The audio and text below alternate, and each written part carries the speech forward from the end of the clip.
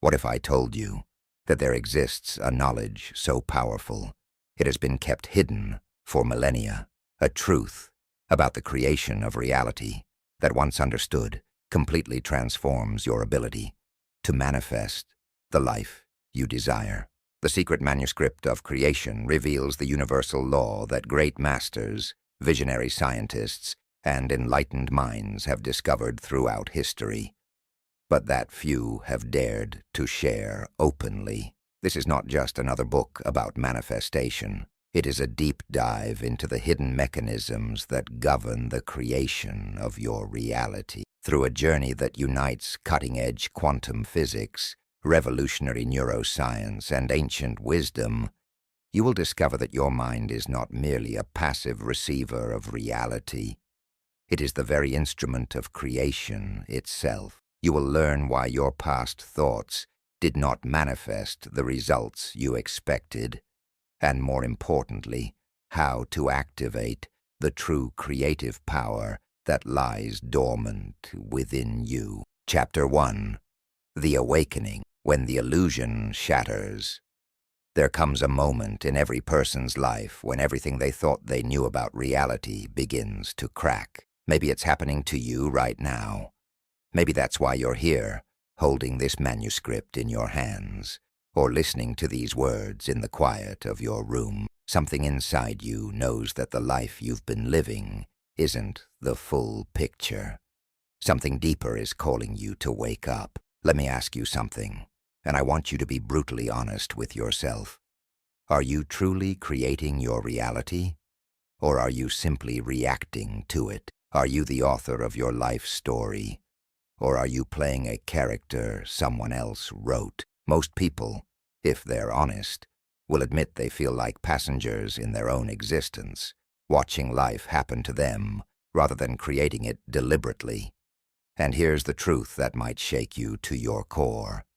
That feeling isn't wrong. For most of your life, you haven't been truly creating at all. You've been running on autopilot, replaying the same patterns, recreating the same experiences, and wondering why nothing fundamentally changes. But today, that ends. Today, you begin to see what has always been hidden in plain sight. I remember the exact moment my own awakening began. I was sitting in my car in a parking lot, staring at nothing in particular, when a thought struck me with such force that I couldn't move. If I keep thinking the same thoughts, feeling the same emotions, and taking the same actions, how can I ever expect a different result? It sounds simple, almost obvious, doesn't it? Yet in that moment I realized I had been doing exactly that for years. I had been praying for change while energetically committing to sameness. I had been asking the universe for a new reality while emotionally living in my old one. And the universe, in its perfect responsiveness, kept giving me exactly what I was being, not what I was asking for. That's when everything shifted. That's when I understood that somewhere along the way, humanity had forgotten the most fundamental truth of existence. We are not victims of reality. We are creators of it. Not in some abstract, metaphorical sense, but in a literal, measurable, scientific way. Your thoughts, your emotions, your beliefs, they aren't just occurring inside your head. They're broadcasting signals into the field of infinite possibilities that surrounds you, collapsing potential realities into actual experiences. You've been doing this your entire life, but unconsciously. You've been creating by default, not by design. The ancient mystics knew this. They spoke of it in parables and symbols, hiding the knowledge in plain sight, because they understood that not everyone was ready to handle such power. The great teachers throughout history pointed to this truth, but they did so carefully, knowing that true power requires responsibility. And now, modern science is catching up. Quantum physics has revealed that the observer affects the observed. Neuroscience has shown that your brain doesn't know the difference between a vividly imagined experience and a real one. Epigenetics has proven that your thoughts and emotions can actually change the expression of your gene. The evidence is overwhelming, and yet most people continue to live as if they have no power at all. Why is that? Why do we resist the very truth that could set us free? The answer is both simple and profound. Accepting that you create your reality means accepting responsibility for everything in your life. Everything. The successes and the failures. The joy and the pain. The abundance and the lack. It's easier to blame circumstances, other people, the economy, your past, your genetics, or just plain bad luck. It's easier to be a victim than a creator. Because if you're a victim, you're off the hook. Nothing is your fault, but nothing is your power either. Here's what I need you to understand right from the beginning. This manuscript isn't going to give you more things to blame. It's going to give you something far more valuable. It's going to give you back your power. The power you were born with but forgot how to use. The power that has been creating your reality all along, whether you were aware of it or not. And once you truly grasp this power, once you learn to wield it consciously and deliberately, there will be no limit to what you can create. But first, we need to shatter some illusions. We need to break down the false beliefs that have been running your life like invisible puppet strings. Because you can't build a new reality on a foundation of old lies. You have to clear the ground first. You have to see clearly what has been obscured. The first illusion is the belief that reality is fixed, solid, and unchangeable. You look around at your life, your bank account, your relationships, your body, your circumstances, and you think, this is just how it is. But that's not true. What you're seeing is not reality. It's the physical manifestation of your past thoughts and feelings. It's yesterday's consciousness made visible today. The quantum field, the invisible ocean of energy that everything arises from, is constantly responsive to consciousness. It's not a static thing. It's alive, dynamic, and endlessly malleable. Every moment presents a new opportunity to choose a different thought, feel a different emotion, and collapse a different possibility into your experience. Think about water for a moment. In its natural state, water is formless. It takes the shape of whatever container you pour it into. The quantum field is similar. It's pure potential, waiting to take form based on the consciousness observing it. Your consciousness is the container. Your thoughts are the mold. Your emotions are the catalyst that hardens the mold into physical matter. This isn't mysticism. This is how creation works at the most fundamental level of reality. The second illusion is the belief that your past defines your future. This is perhaps the most pervasive and destructive belief in human consciousness. We've been conditioned to believe that who we were yesterday determines who we can be tomorrow. We look at our history, our mistakes, our traumas, our limitations, and we project them forward like a script we must follow. But here's the liberating truth.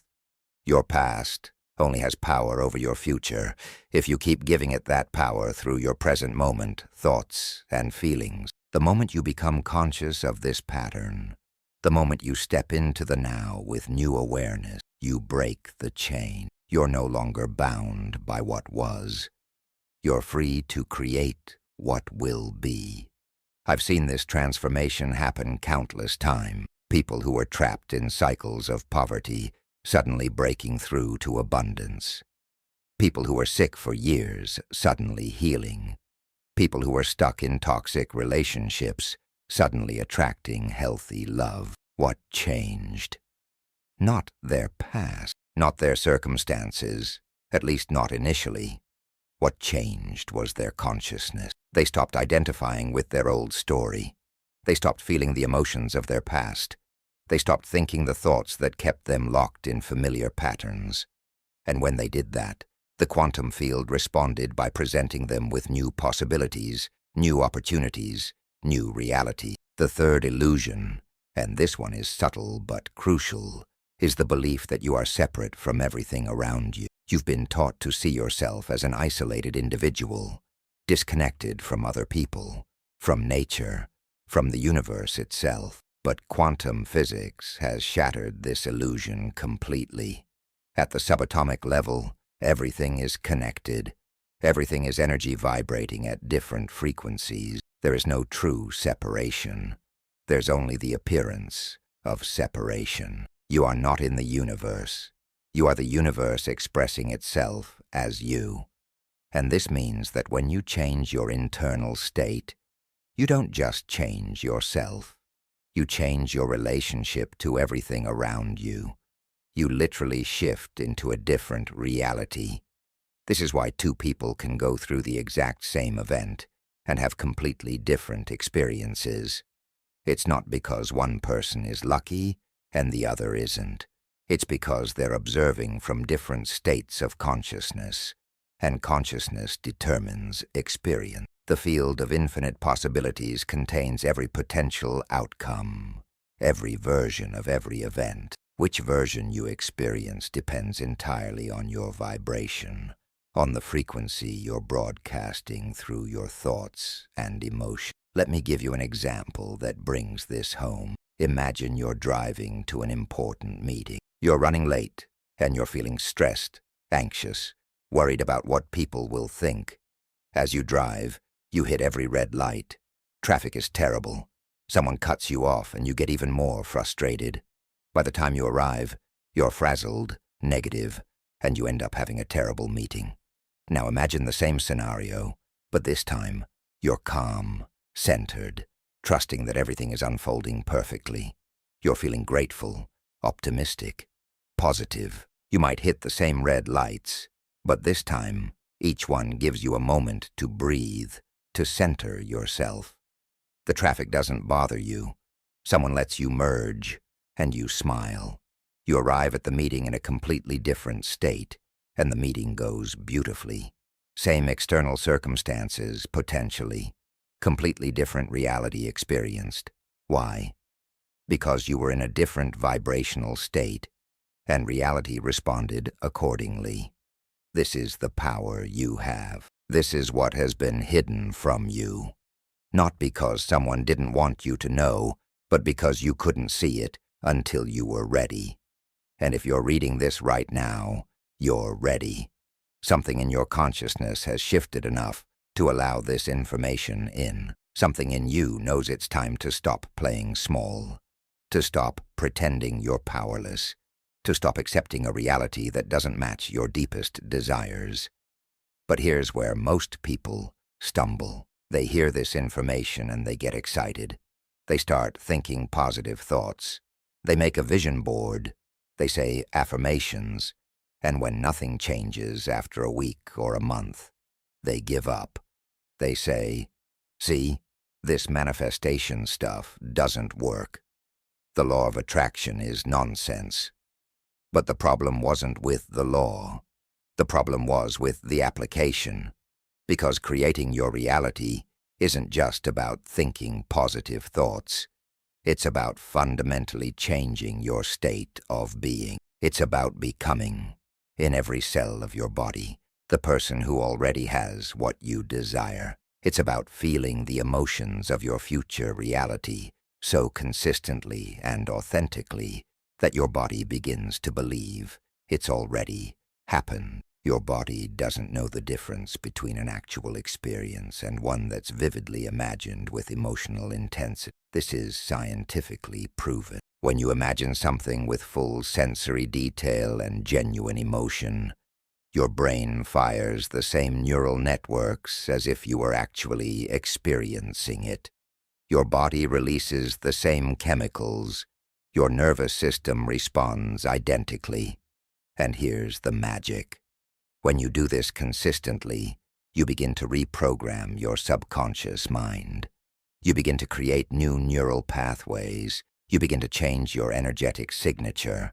And when your energetic signature changes, the reality you attract must change as well, because you're no longer a vibrational match for your old reality. This is where most people have been getting it wrong. They try to use their conscious mind to override their subconscious programming.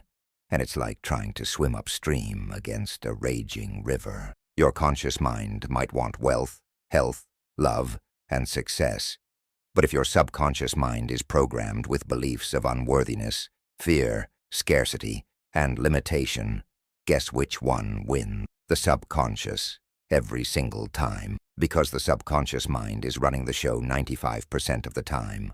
It's the operating system that controls your automatic thoughts, your habitual emotions, your unconscious behaviors, and it was programmed long before you had any say in the matter, mostly before you were 7 years old, by observing and absorbing the beliefs of the people around you. So if you want to create a new reality, you can't just think about it consciously.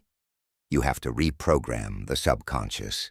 You have to get past the analytical mind that wants proof before it believes, and speak directly to the deeper mind that accepts what it feels as true. This is why emotion is so crucial in the manifestation process.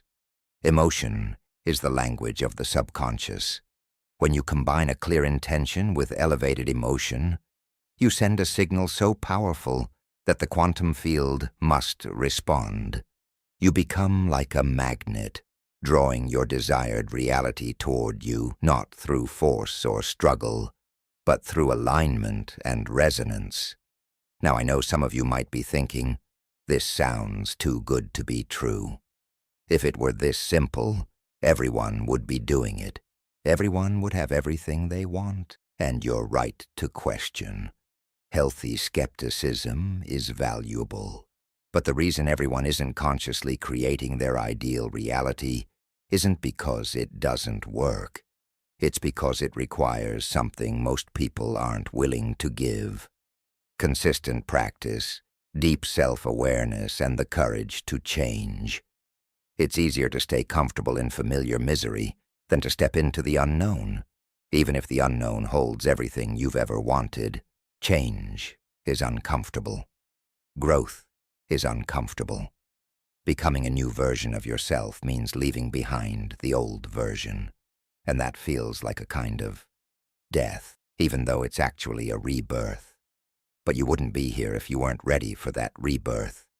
You wouldn't be reading these words if some part of you wasn't already awakening to the truth of who you really are. And who you really are is not this limited, powerless, at the effect of circumstances person you've believed yourself to be.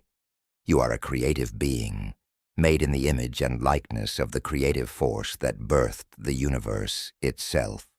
You have within you the same power that formed galaxies, that encoded DNA, that grows an oak tree from an acorn. That power is consciousness, and you possess it in unlimited measure. You've just been using it unconsciously, creating by default rather than by design. The manuscript you're about to journey through isn't giving you new power. It's revealing the power you've always had. It's showing you how to use consciously what you've been using unconsciously. It's teaching you the laws that govern creation, so you can work with them deliberately instead of violating them ignorantly. Because these laws are always working. They're as reliable as gravity. They don't care whether you believe in them or not. They're operating in your life right now, this very moment, producing effects based on causes you may not even be aware of. This is your wake-up call.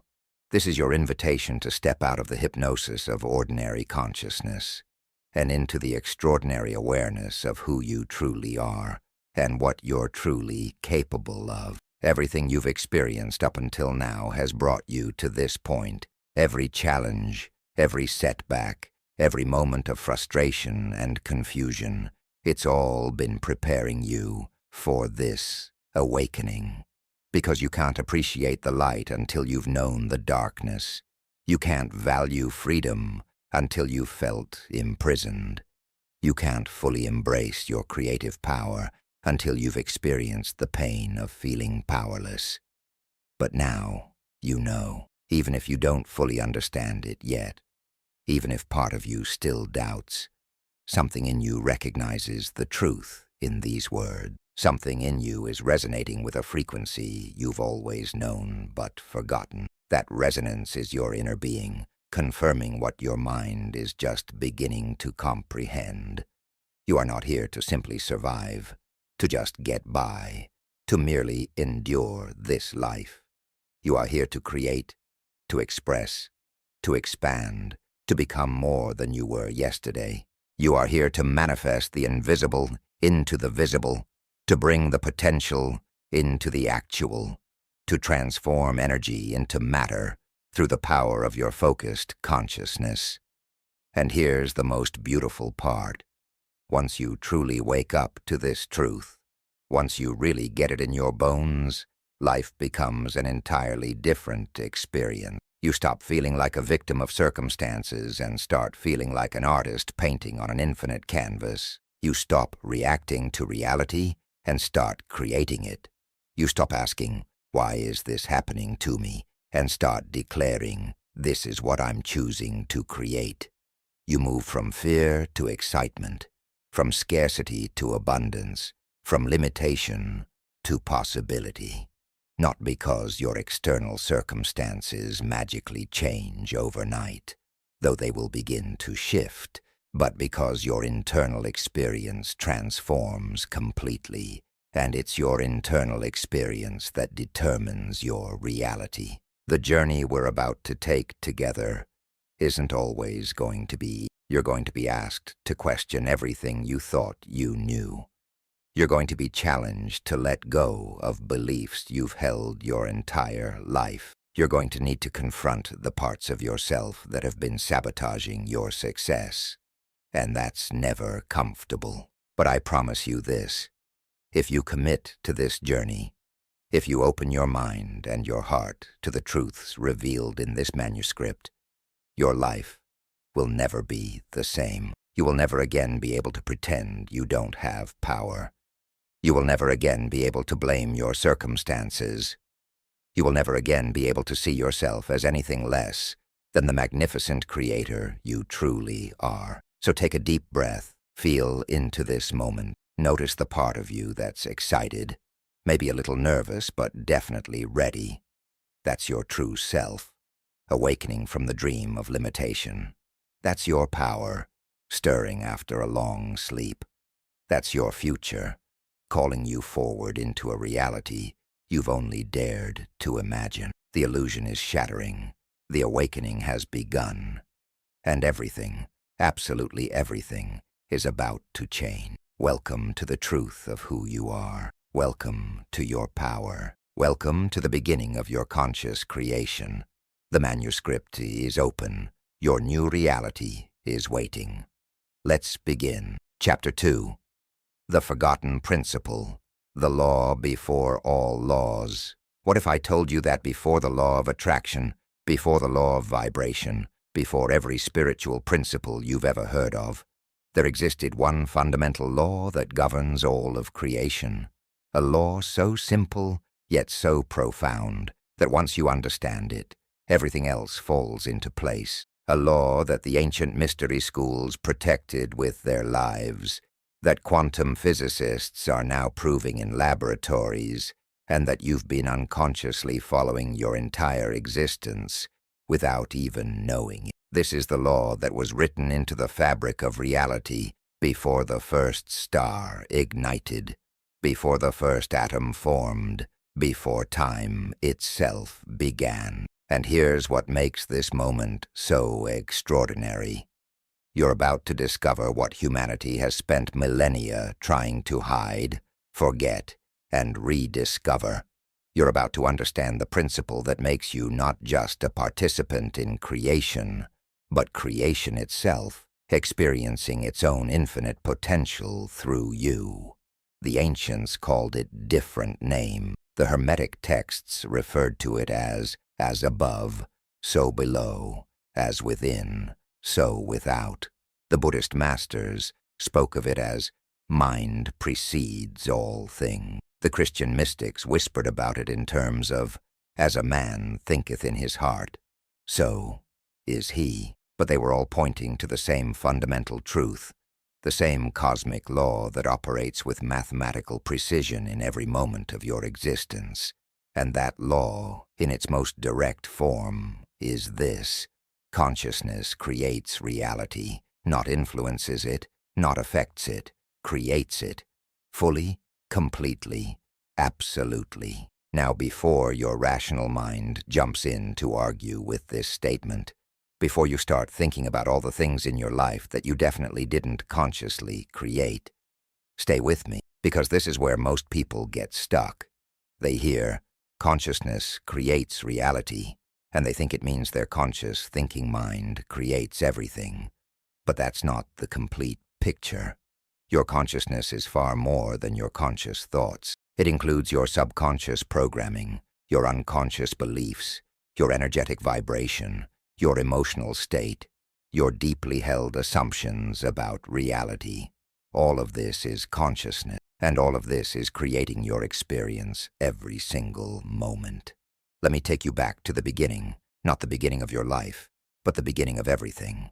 Scientists tell us that approximately 13.8 billion years ago, there was nothing, and then suddenly, there was everything.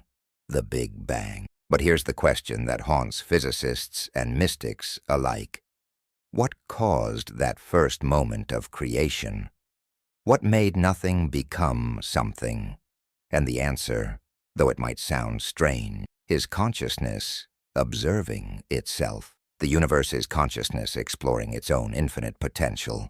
And you, right now, reading these words, are that same consciousness having a localized experience, still exploring, still creating, still expanding. This isn't poetry.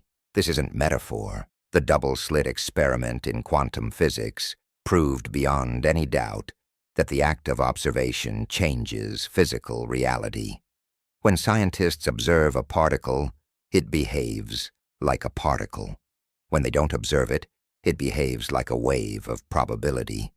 The particle literally exists in multiple states simultaneously until consciousness observes it and collapses it into one specific state. This means that at the most fundamental level of reality, nothing is solid or fixed until consciousness interacts with it. Everything exists as potential until the moment of observation. Think about what this means for your life. Every possibility already exists in the quantum field as potential.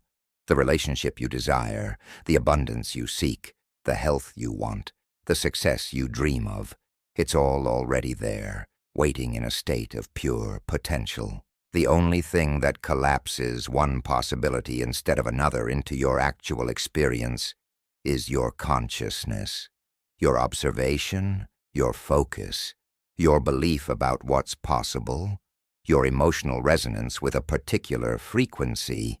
This is why two people can be in the exact same circumstances and create completely different realities.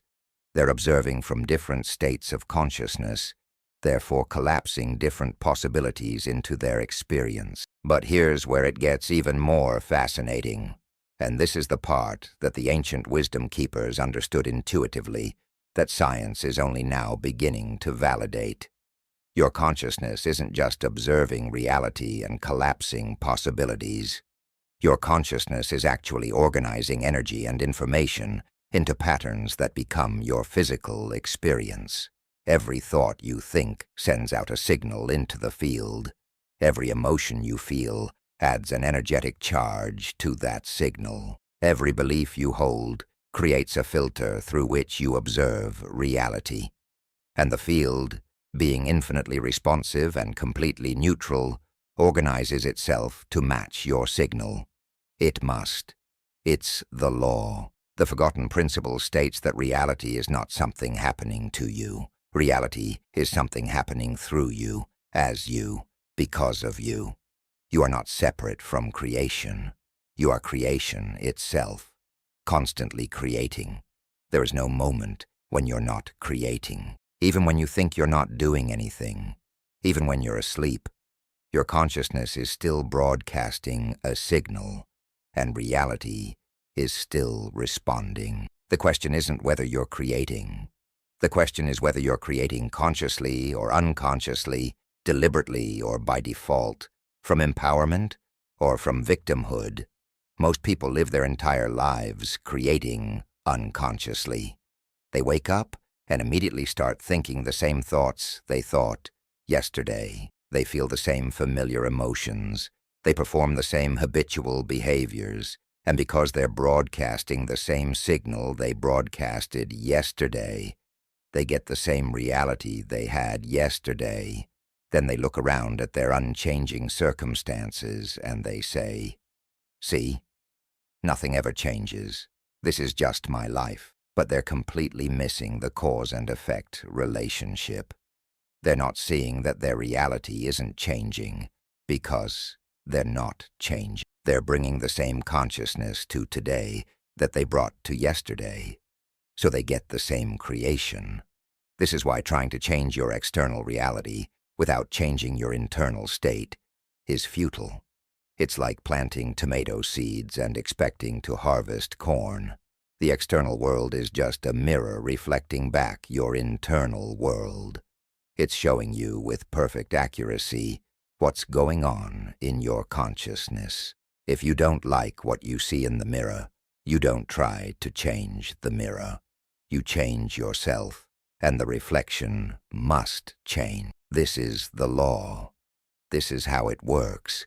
This is how it has always worked, and will always work.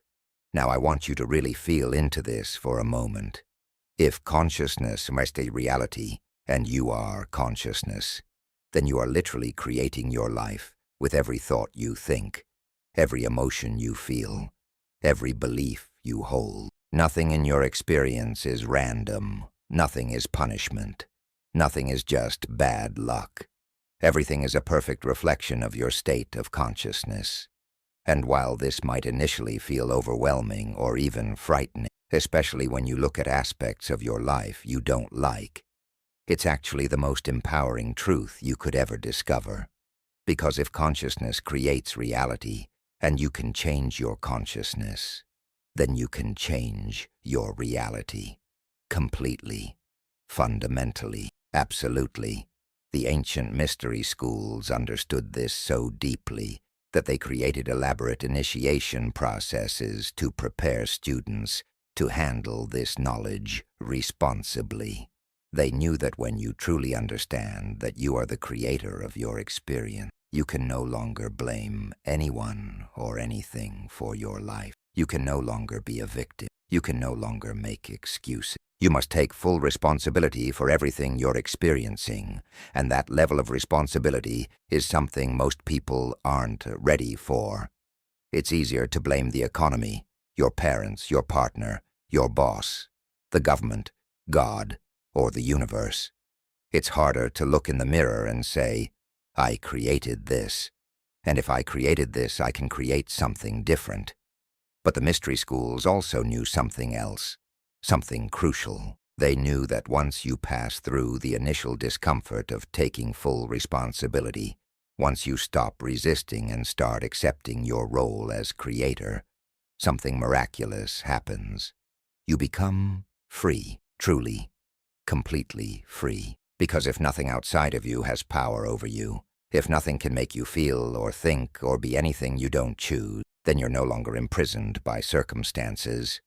You're liberated into the infinite field of pure potential where anything is possible. This is the secret that was hidden in plain sight throughout history. It's encoded in religious texts, mystical teachings, philosophical treatises, and now scientific journals. But it was hidden because humanity wasn't ready. We needed to evolve to a point where we could handle this level of power, this degree of responsibility, this amount of freedom. And I believe we're at that point now. I believe you're at that point now. Otherwise, you wouldn't be here, absorbing these words, feeling something shift inside you as you read them. Let me give you a framework that might help this click into place. Imagine that the quantum field, this invisible ocean of energy and information that everything arises from, is like a giant universal computer. This computer contains every program, every possibility, every potential outcome that could ever exist. It's infinitely powerful and infinitely responsive. Now your consciousness is like the keyboard and mouse that interacts with this computer. Whatever you input through your thoughts, emotions, beliefs, and focus, the computer processes and outputs as your physical reality. The computer doesn't judge your input. It doesn't question whether you deserve what you're asking for. It doesn't decide you're not worthy. It simply processes your input and produces an output. Perfect cause and effect. Perfect responsiveness. Perfect law. Most people don't realize they're inputting up anything. They're randomly hitting keys without looking at the screen, then wondering why they're getting gibberish as output. Or worse, they learned one way to use the keyboard from their parents, teachers, and society, and they keep using it the same way, getting the same results, never realizing they could input something completely different and get an entirely new output. This is unconscious creation. This is creation by default. This is what happens when you don't understand the law. But when you understand the forgotten principle, when you really grasp that consciousness creates reality, everything changes. Suddenly you become intentional about your input. You become conscious of what you're thinking, feeling, believing, and focusing on. You realize that every moment is an opportunity to input something new, something aligned with what you actually want to create. You start using the keyboard with purpose, with clarity, with power. And the universal computer responds by giving you exactly what you're inputting every single time. This is why affirmations alone don't work for most people. They're saying positive words, but their emotional state, their underlying beliefs, their vibrational frequency is still broadcasting the old program.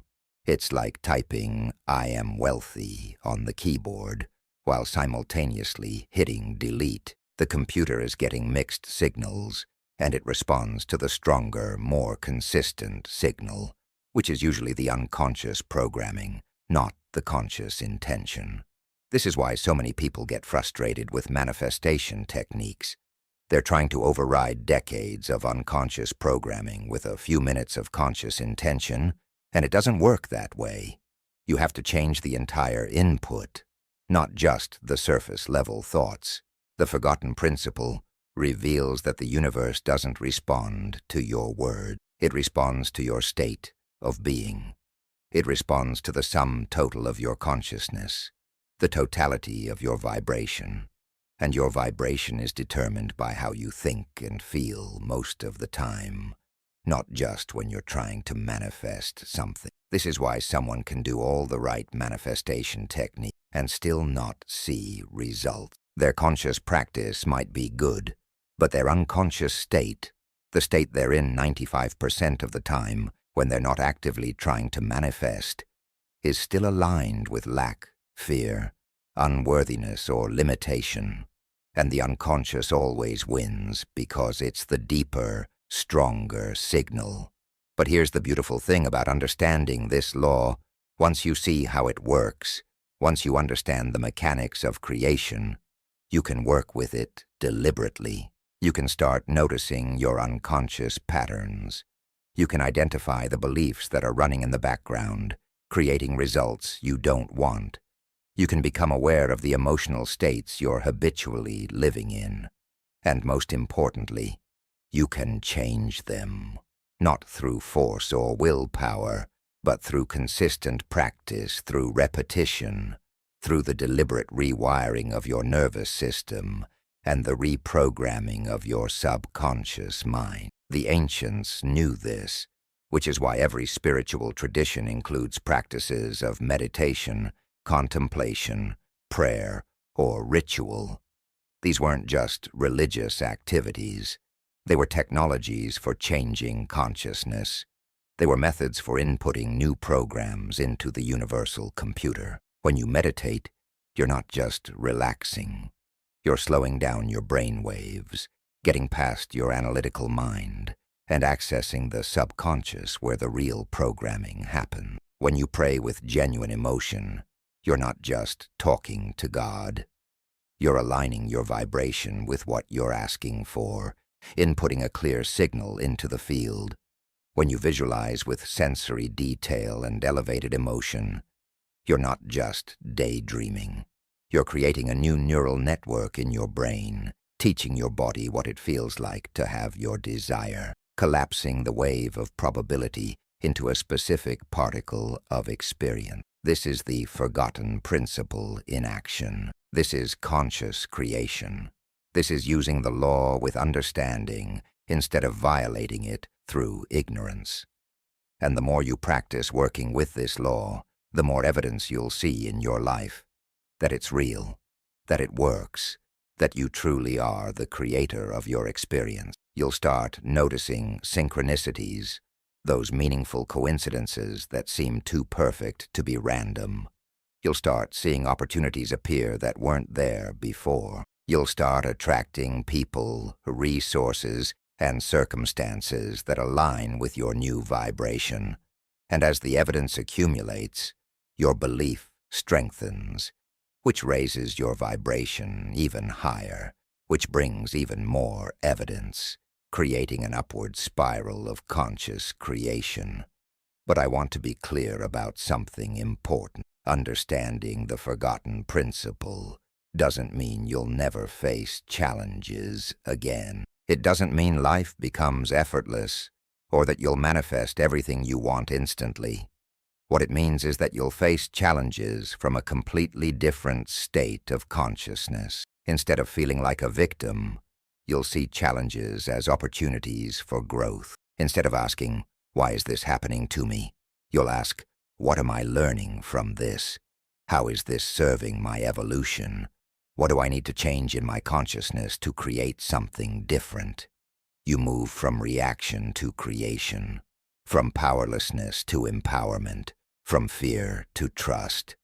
The law is always working, even in the challenges, even in the struggles, even in the moments when it feels like nothing is going right. Because sometimes your higher consciousness knows you need certain experiences to break through old patterns, to develop new strengths, to become the version of yourself who can handle the reality you're trying to create. The caterpillar doesn't become a butterfly without the struggle of breaking out of the cocoon. That struggle is what builds the strength the butterfly needs to fly. And sometimes your challenges are the cocoon you need to break through to become who you're meant to be. This is the deeper wisdom of the forgotten principle. It's not just about creating a better car or a bigger house or more money, though you can absolutely create those things when you work with the law consciously. It's about the evolution of your consciousness itself. It's about becoming more aware, more awake, more alive. It's about expressing more of your true nature, which is infinite creativity, unconditional love, and limitless potential. Every experience, whether you label it good or bad, is serving this evolution. Every moment is an opportunity to choose consciousness over unconsciousness, creation over reaction, empowerment over victimhood. And here's perhaps the most profound aspect of this law. As you change your consciousness and create a new reality for yourself, you're not just affecting your individual life. You're affecting the collective consciousness of humanity. Because we're all connected. We're all part of the same field. When you raise your vibration, you make it easier for others to raise theirs. When you break through a limitation, you weaken that limitation in the collective consciousness. When you consciously create from love, abundance, and possibility, you add that frequency to the field, making it more accessible for others. You're not just creating your reality, you're helping create a new reality for all of us. This is why the ancient masters taught that the highest service you can give to the world is to work on yourself. It's not selfish to focus on your own consciousness, your own vibration, your own evolution. It's the most generous thing you can do, because as you become more conscious, as you create more deliberately, as you embody more of your true nature, you literally change the field for everyone. You become a living example of what's possible. You show others that they too can break free from limitation and step into their creative power. The forgotten principle is not just information to understand intellectually. It's a truth to embody completely. It's a law to work with daily. It's a reality to live from constantly. And as you make this principle the foundation of your life, you'll discover something extraordinary.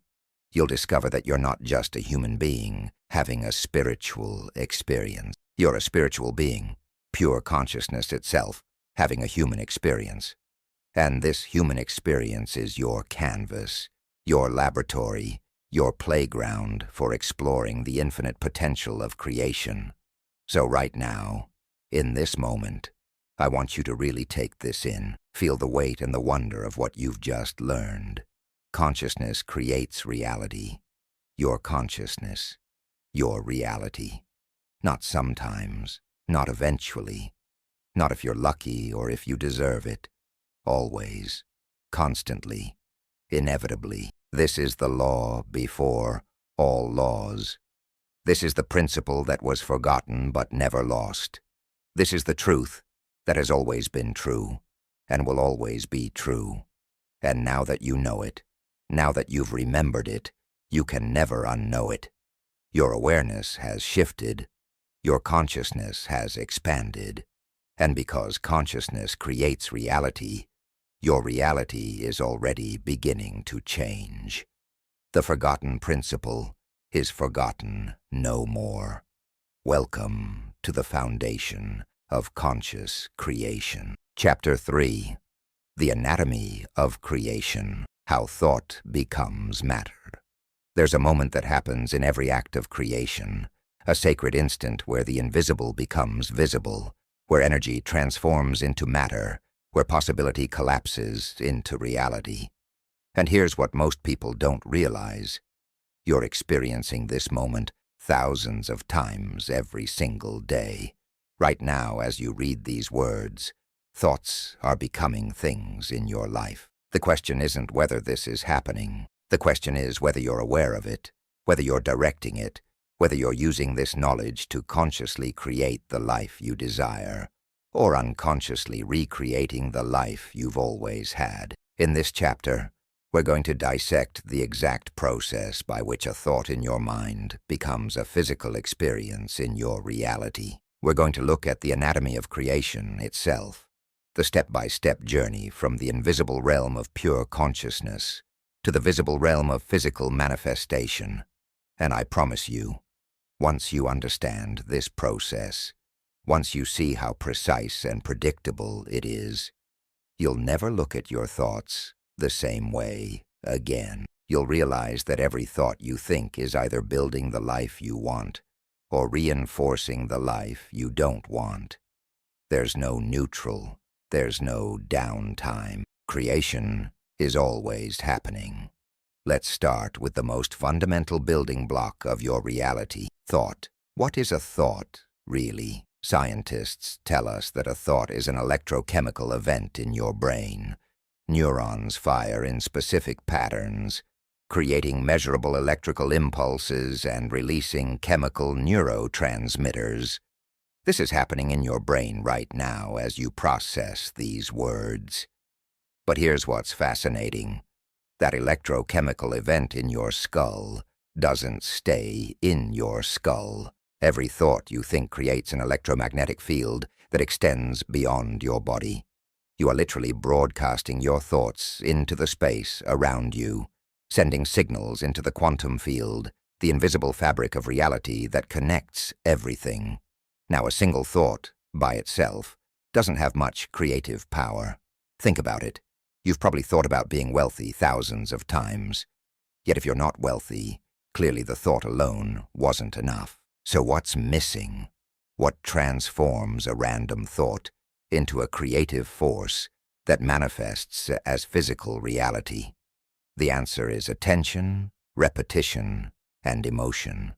These three elements are what take a thought from a fleeting electrical impulse to a powerful creative signal that the universe must respond to. Let's break this down.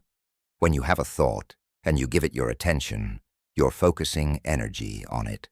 Where attention goes, energy flows. This isn't just a nice saying. It's a fundamental principle of how consciousness works. Your attention is like a spotlight in a dark room. Whatever you shine it on becomes illuminated, becomes real to you, becomes part of your experience. Everything else fades into the background.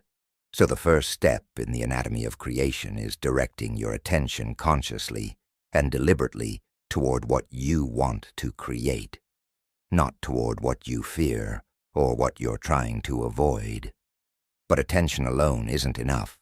You need repetition. You need to think the thought over and over until it becomes more than just a thought. It becomes a neural pathway, a network of neurons that fire together consistently. Neuroscience has proven this principle. Neurons that fire together wire together. The first time you think a new thought, you're creating a very weak neural connection. But when you think that same thought again and again, you strengthen that connection. You build a neural highway, and eventually, that thought becomes automatic. It becomes who you are at a neurological level. This is how you literally rewire your brain to match the reality you want to create. Now we add the most crucial ingredient, emotion. This is where most people miss the mark completely. They think positive thoughts, they focus their attention, they repeat affirmations, but they don't feel anything. They're doing it mechanically, without genuine emotion, and then they wonder why nothing manifests. Here's the truth that will change everything for you. Emotion is the energy that propels thought into reality. Emotion is the magnetic force that attracts your desired experience from the quantum field into your physical world. Emotion is the language your body speaks, and when your body feels something deeply and genuinely, it sends a signal so powerful that the universe has no choice but to respond. Think of it this way: your thoughts are the blueprint, the architectural plans for what you want to create. Your attention is the focus that keeps you working on that blueprint, refining it, clarifying it. But your emotions are the construction crew that actually builds the structure. Without emotion, you just have plans sitting on a desk. Beautiful plans, detailed plans, but nothing gets built. When you add emotion, when you feel as if your desire has already happened, when you generate the feelings of joy, gratitude, excitement, abundance, love, or whatever emotions you would feel if your dream was already your reality, that's when the building begins. That's when thought starts becoming matter. Let me walk you through the precise sequence of how this unfolds. It starts in your mind with a thought, an idea, a desire, a vision of something you want to experience. Maybe it's financial abundance, maybe it's perfect health, maybe it's a loving relationship, maybe it's a successful career. Whatever it is, it begins as pure thought energy in your consciousness. At this stage, it exists only in the invisible realm, in the field of infinite possibilities. It's potential, not yet actual. It's quantum, not yet physical. Now you take that thought, and you focus your attention on it. You hold it in your mind.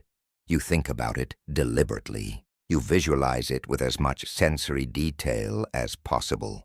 What does it look like? What sounds are associated with it? What would you touch?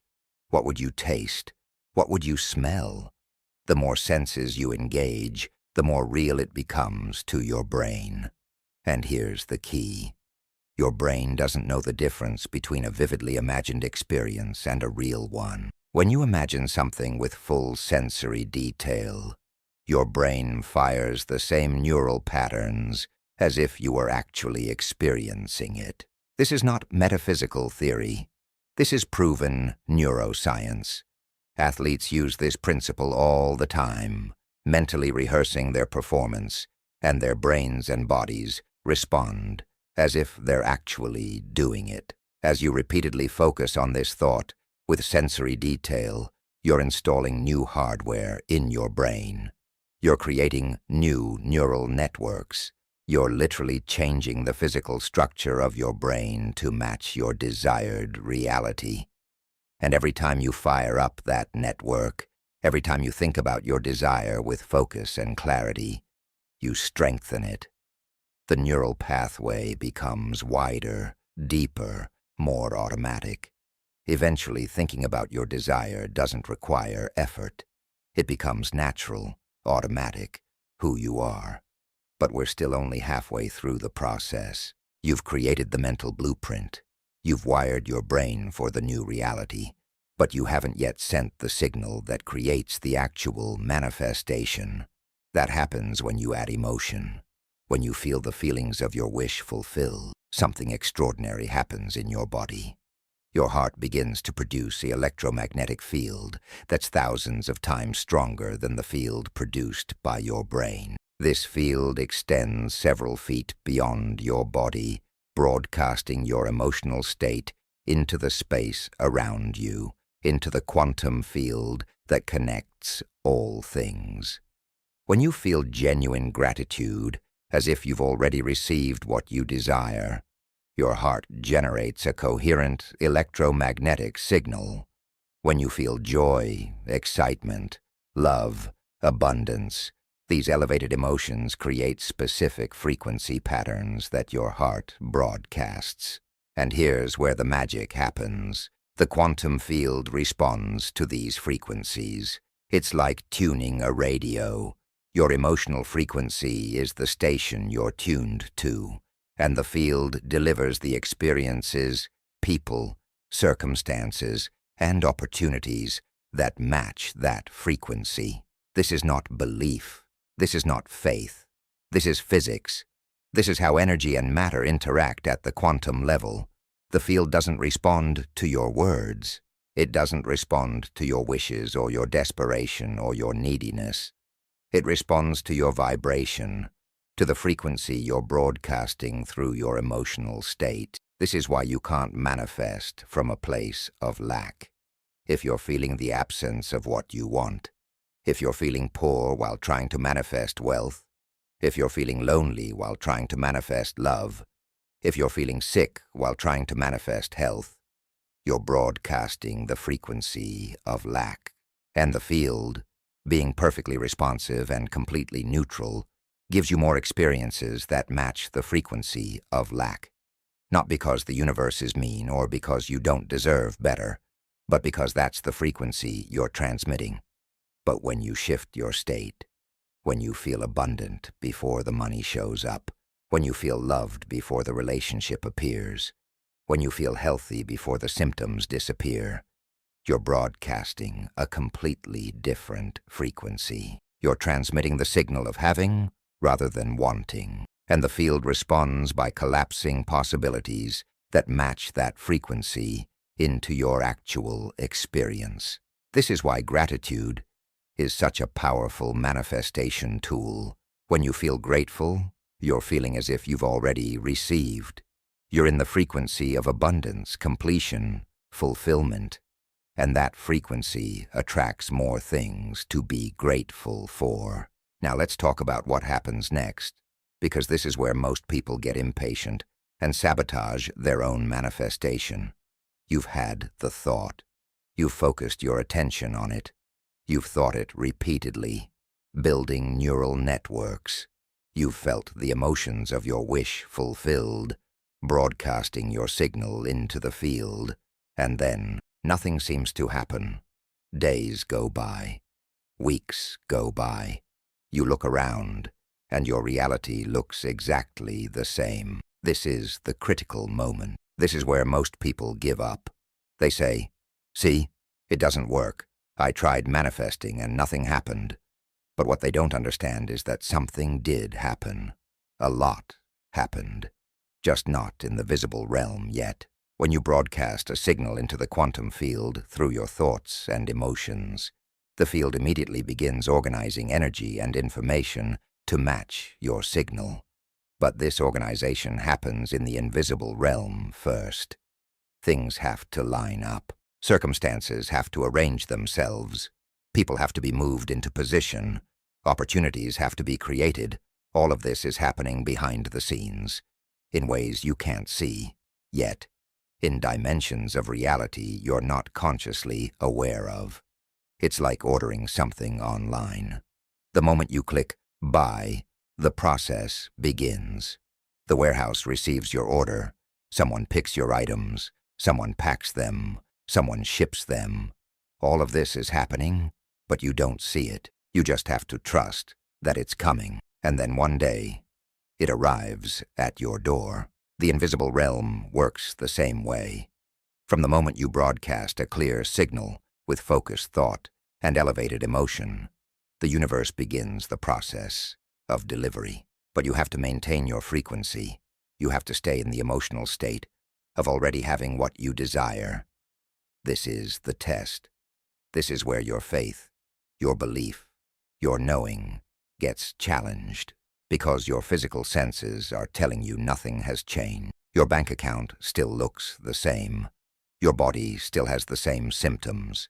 Your relationship status is still unchanged. And your rational mind says, this isn't working. Go back to your old way of thinking. At least that's familiar. But if you give in to that voice, if you drop back into the frequency of lack, doubt, or fear, you interrupt the delivery process. It's like changing your shipping address while your package is already en route. The universe has to start over, reorganizing things to match your new signal, which is now a signal of doubt and lack. This is why consistency is absolutely crucial in conscious creation. You can't feel abundant for 5 minutes and then spend the rest of your day feeling poor. You can't feel healthy during your morning meditation and then spend all day complaining about your symptoms. You can't visualize your perfect relationship and then spend your evening feeling lonely and unworthy. Your manifestation speed is directly proportional to how consistently you maintain your elevated emotional state.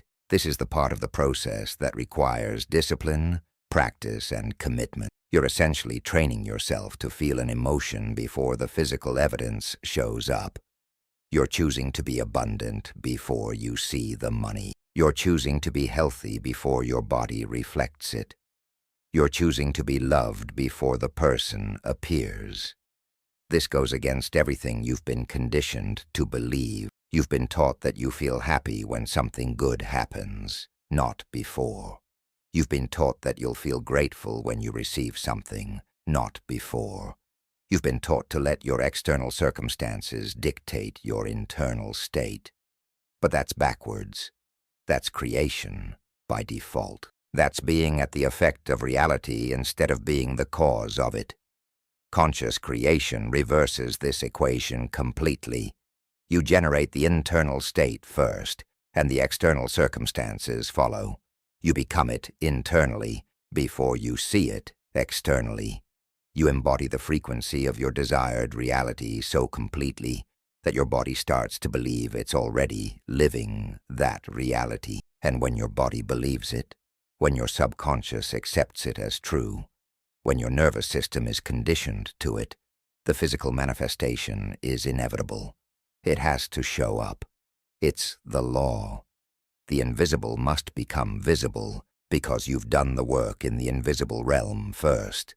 This is the anatomy of creation in its complete form, thought-focused with attention, repeated until it becomes neurologically wired, charged with elevated emotion, broadcast into the quantum field, maintained consistently until the invisible organizing process completes and the manifestation appears in your physical reality. Every single thing you've ever created in your life, whether you wanted it or not, followed this exact process. The question is, were you conscious of it? Were you deliberately choosing your thoughts, emotions, and focus?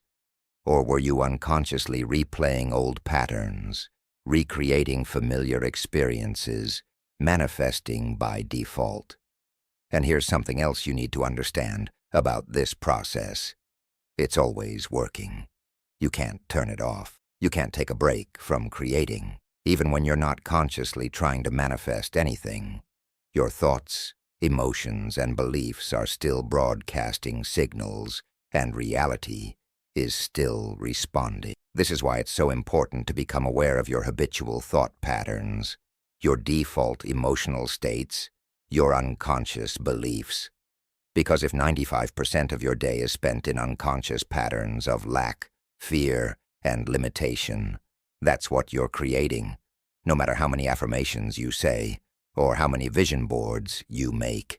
The anatomy of creation reveals why real transformation requires more than just positive thinking.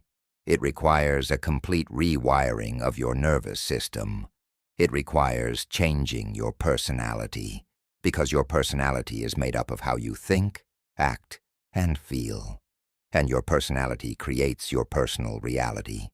If you want a new reality, you need a new personality. You need to think different thoughts, feel different emotions, and take different actions consistently until they become who you are, not just what you do. This process takes practice. Your brain and body are comfortable with the old patterns. They know how to be the old you. They've been doing it for years, maybe decades. When you try to think new thoughts and feel new emotions, your body will resist. It will feel uncomfortable, unnatural, even scary. Your mind will generate all kinds of reasons why you should stop, why it won't work, why you should go back to the familiar. This is normal.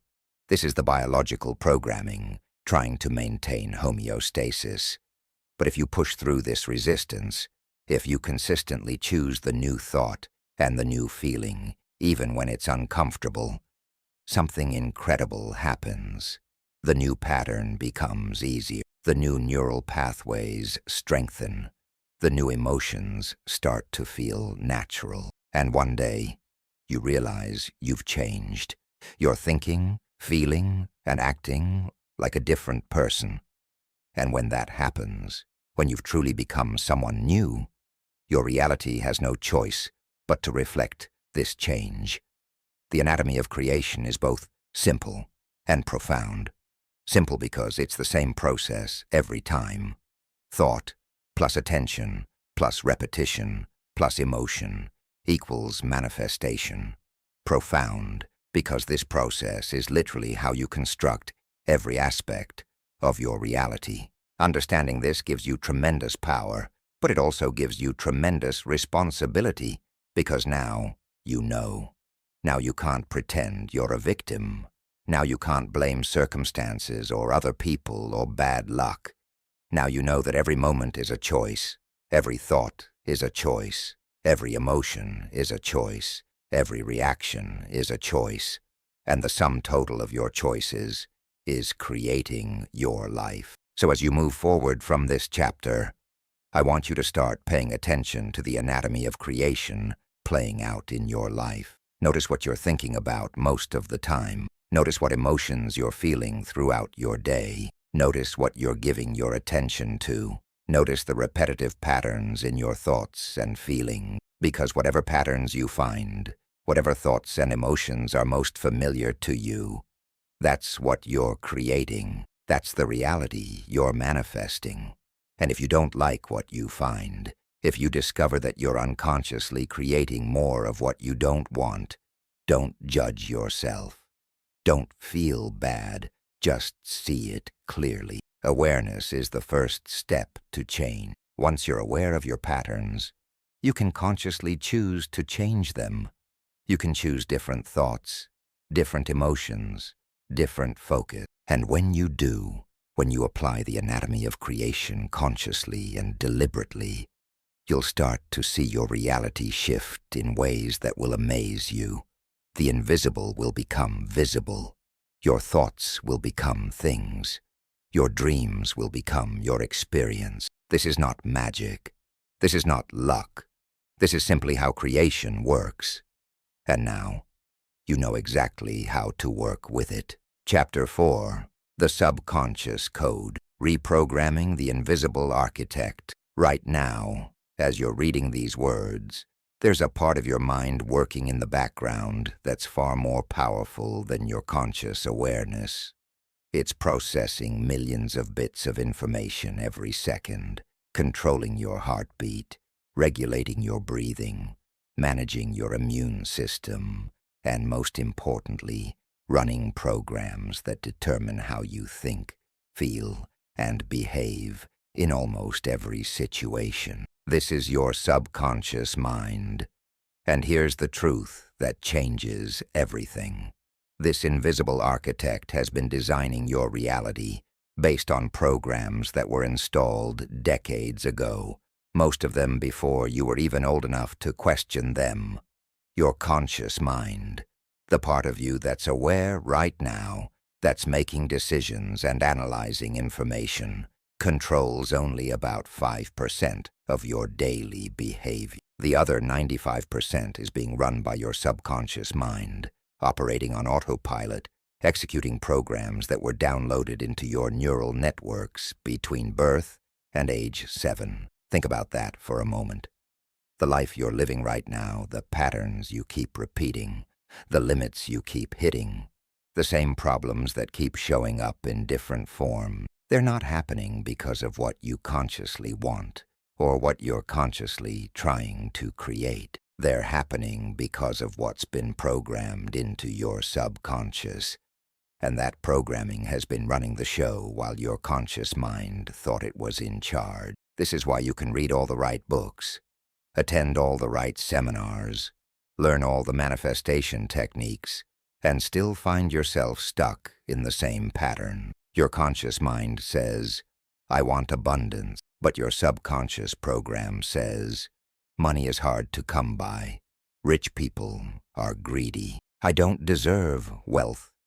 Your conscious mind says, I want a loving relationship, but your subconscious program says, I'm not good enough. People always leave. Love hurts. Your conscious mind says, I want to be healthy, but your subconscious program says, illness runs in my family.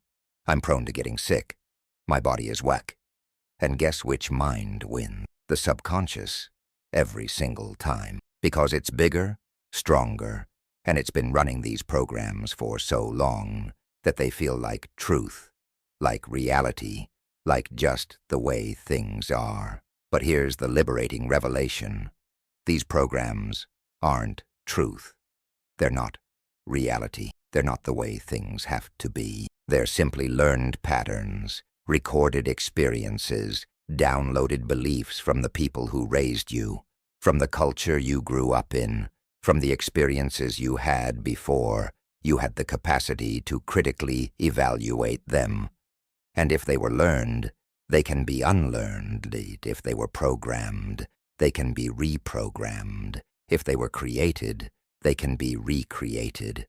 You are not stuck with the subconscious code you received. You can rewrite it. You can install new programs. You can become the programmer instead of the program. Let me take you back to understand how these programs got installed in the first place. When you were born, your brain was in a delta brainwave state, the slowest frequency. As you grew, you moved into theta, which is the state of deep imagination and hypnotic receptivity. Between birth and age 7, your brain was essentially in a hypnotic state, downloading everything around you directly into your subconscious without filters, without critical thinking, without the ability to question whether what you were absorbing was true or false, helpful or harmful, empowering or limiting. You were like a sponge, soaking up everything.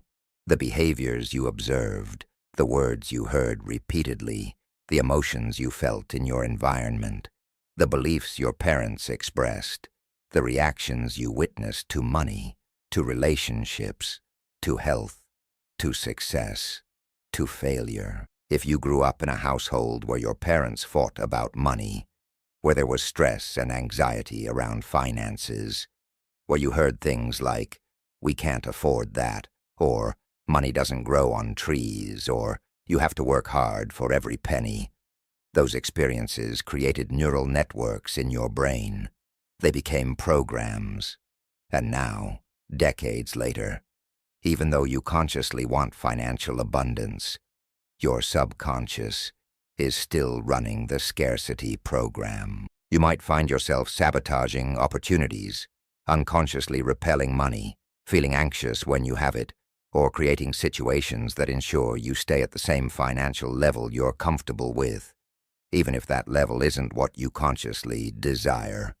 If you grew up watching a parent sacrifice their dreams, work a job they hated, or play small in life, you downloaded that program. If you grew up being told, "Don't get your hopes up," or "Be realistic," or "That's impossible for people like us," you internalized those beliefs. If you experienced rejection, abandonment, or betrayal, your subconscious created protective programs designed to keep you safe from experiencing that pain again. Even if those programs now prevent you from experiencing love, connection, and intimacy, every experience you had, especially the emotionally charged ones, created imprints in your subconscious, and those imprints became the blueprint for how you automatically respond to life. The challenge is that these programs are unconscious. You're not aware they're running. They operate below the level of your conscious perception, which is why you can consciously want one thing while unconsciously creating the opposite. You might consciously say you want success, but if your subconscious associates success with stress, with being judged, with having to maintain impossible standards, or with losing connection to the people you love, it will sabotage your success to protect you from those associated experiences. Your subconscious isn't trying to hurt you. It's trying to protect you based on the programs it has. It's just using outdated software that was installed when you were too young to choose it. This is the hidden war that goes on inside most people. The conscious mind wanting to move forward, to grow, to create something new, while the subconscious mind pulls them back to what's familiar, what's known, what's been programmed as safe. And the subconscious always wins this war because it's connected to your autonomic nervous system, to your emotions, to your body's automatic responses. This is why willpower doesn't work long term. You can force yourself to do something different for a while. You can override your programming through sheer determination. But eventually, you'll default back to the subconscious programs because that's what your nervous system knows. That's what your body is addicted to. That's what feels normal even if it's not what you want. So how do you reprogram the subconscious? How do you rewrite the code that's been running your life? The first step is awareness. You have to become conscious of your unconscious patterns. You have to catch yourself in the act of running old programs. This requires brutal honesty and self-observation. Start paying attention to your automatic thoughts, your habitual emotions, your default reaction. Notice what you think and feel when you think about money, about relationships, about your body, about your worthiness, about your capabilities. Notice the voice in your head, the critic, the doubter, the one that says, "I can't," or "I'm not enough," or "It won't work for me." That voice isn't you. That's the program talking. That's the downloaded belief system speaking. Once you become aware of a program, you've already begun to weaken it. Awareness creates a gap between the program and your identification with it. You start to see it as something separate from your true self. You realize, oh, that's not my truth. That's something I learned. That's a belief I picked up. And in that moment of realization, you have choice. You can choose to keep running the program, or you can choose to install a new one. This is the power of consciousness. When you're unconscious, you have no choice. The program runs automatically. But when you become conscious, when you wake up to what's running in the background, you reclaim your power to choose. The second step is emotional release. Many of your subconscious programs are held in place by unprocessed emotions from past experiences. That fear you felt when you were criticized as a child, that shame you felt when you made a mistake, that sadness you felt when someone left you, those emotions got stored in your body, in your nervous system, and they're still there, triggering the same emotional responses whenever similar situations arise. You can't think your way out of these emotional patterns. You have to feel them, process them, and release them. This might mean crying, shaking, expressing anger safely, or simply sitting with uncomfortable emotions and allowing them to move through you, instead of suppressing them, distracting yourself from them. The third step, and this is crucial, is repetition of new thoughts and new emotional states. You have to install new programs, and the way you do that is exactly the same way the old programs got installed, through repetition and emotion. Remember, neurons that fire together wire together. If you want to create a new neural network that supports abundance instead of scarcity, you have to repeatedly think thoughts of abundance while feeling emotions of abundance. If you want to program yourself for worthiness instead of unworthiness, you have to repeatedly affirm your worth while genuinely feeling worthy. If you want to create a program of health instead of illness, you have to repeatedly visualize yourself healthy while feeling the vitality and gratitude of perfect health. But here's the key. You can't do this occasionally and expect results. The old programs got installed through years of repetition. They're deeply grooved neural pathways. To create new pathways that are stronger than the old ones, you need consistent, daily practice. This is why meditation is so powerful. When you meditate, you slow down your brainwave. You move from beta, the state of conscious thinking and analysis, into alpha and theta, the states where the subconscious is more accessible. In these slower brainwave states, you can bypass the analytical mind that wants to argue with every new thought, and you can speak directly to the subconscious, installing new programs, creating new neural networks, reprogramming the invisible architect. Think of your subconscious mind like a garden. Right now, it's full of weeds, plants that were seeded long ago that you never consciously chose to grow. These weeds are your limiting beliefs, your fears, your negative self-talk, your self-sabotaging patterns. You can't just ignore the weeds and hope they'll go away. You can't just plant new seeds on top of the weeds and expect them to thrive. You have to pull out the weeds first, clear the ground, prepare the soil. That's the awareness and emotional release work. Then you have to plant new seeds deliberately, water them daily, give them sunlight, tend to them consistently. That's the repetition and emotional charging work, and you have to protect your garden from new weeds taking root. That means being conscious of what you're exposing yourself to, what you're watching, what you're reading, what you're listening to, who you're spending time with, because all of these inputs are constantly trying to program your subconscious. One of the most effective techniques for reprogramming the subconscious is to work with it right before you fall asleep and right when you wake up.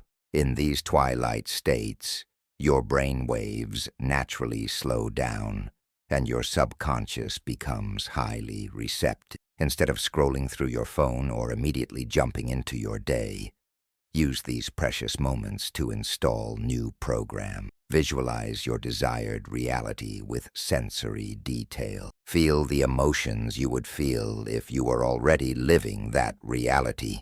Repeat affirmations that align with the new identity you're creating. Speak to your subconscious with authority and conviction. Tell it who you are becoming. Tell it what you're creating. Tell it what you now choose to believe. Do this every morning and every night, and you'll be amazed at how quickly new patterns begin to emerge. Another powerful method is to catch yourself in the moment when an old program is running and immediately interrupt it. Let's say you're about to spend money, and you feel that familiar contraction, that anxiety, that voice saying you can't afford this. That's the old scarcity program. The moment you notice it, stop. Take a breath. Recognize the program. Say to yourself, that's not true. That's old programming. I choose a new belief. I am abundant. Money flows to me easily. I can afford this and more. Then feel the emotion of abundance. Let your body experience what it feels like to be financially free. You're literally interrupting the old neural pathway and firing a new one. Do this consistently every time the old program shows up, and you'll gradually weaken the old pathway while strengthening the new one. You can also use written exercises to expose and reprogram subconscious beliefs. Take a topic like money, relationships, health, or success, and write down every belief you have about it. Don't filter yourself. Just write whatever comes up. Money is hard to earn. I have to work hard for money. Rich people are greedy. I don't deserve wealth. When you see these beliefs written on paper, you can evaluate them consciously. Ask yourself, is this true? Is this empowering me? Is this helping me create what I want? Usually you'll see that these beliefs are not serving you. Then write new beliefs. Money comes to me easily. I deserve wealth. I create value and abundance flows to me. Money is a tool for good that I use wisely. Read these new beliefs every day. Say them out loud with emotion. Let them sink into your subconscious through repetition and feeling. The subconscious also responds powerfully to imagery. This is why visualization is such an effective tool. Your subconscious thinks in pictures and symbols more than in words. When you create a clear, detailed mental image of your desired reality, and you review this image repeatedly with strong, positive emotion, you're programming your subconscious to accept this image as real. And once your subconscious accepts something as real, it will work tirelessly to make your outer reality match your inner imagery.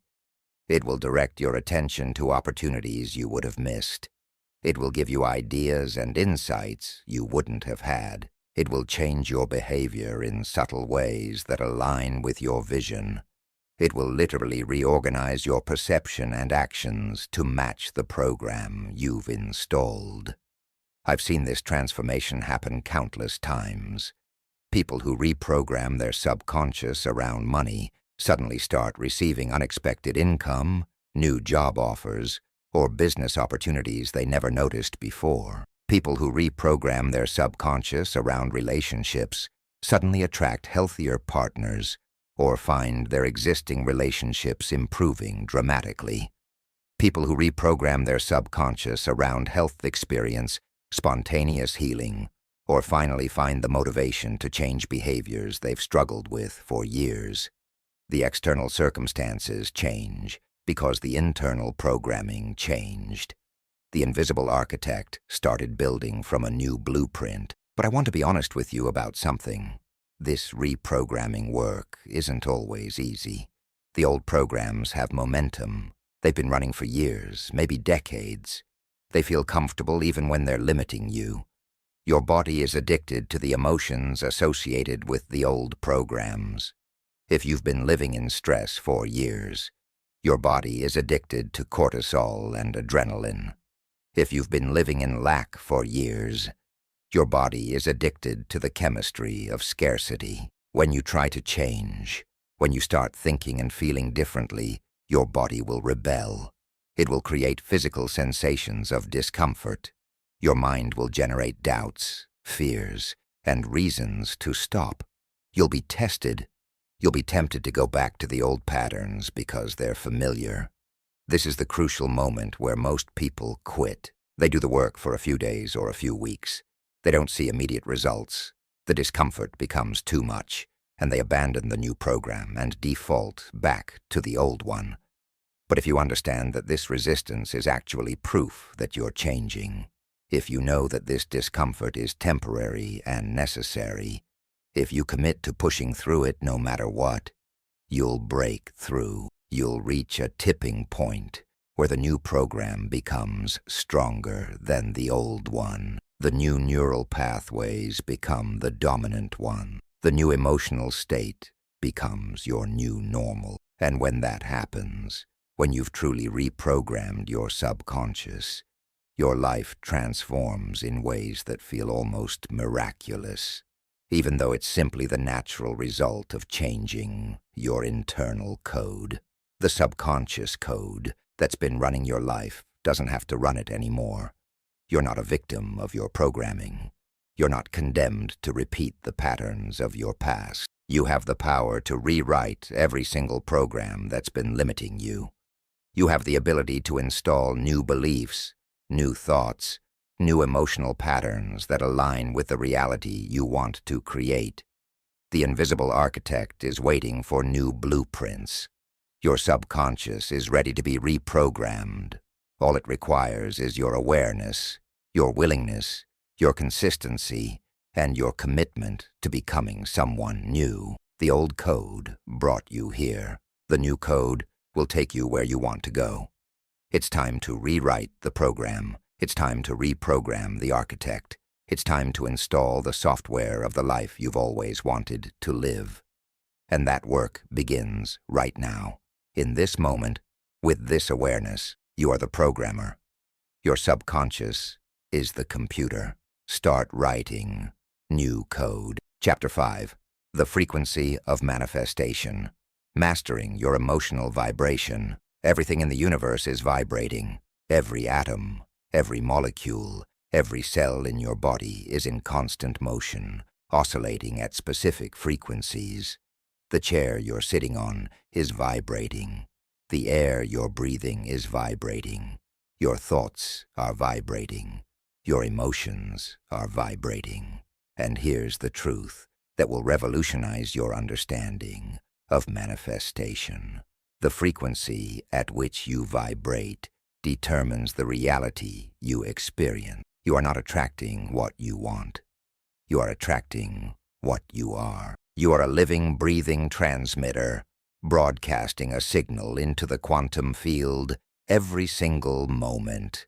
And that signal is determined not by what you think you want, but by how you feel, by your emotional vibration, by the frequency you're emitting through your state of being. This is why two people can use the same manifestation techniques, say the same affirmations, create identical vision boards, and get completely different results. One person manifests their dreams while the other stays stuck in the same reality. The difference isn't in the techniques. The difference is in their vibrational frequency. One person is vibrating at the frequency of their desire, while the other is vibrating at the frequency of their current circumstances. One person feels abundant, while the other feels lack. One person embodies worthiness, while the other carries unworthiness. And the universe, being nothing more than a responsive field of energy, delivers experiences that match the frequency being transmitted, not the words being spoken.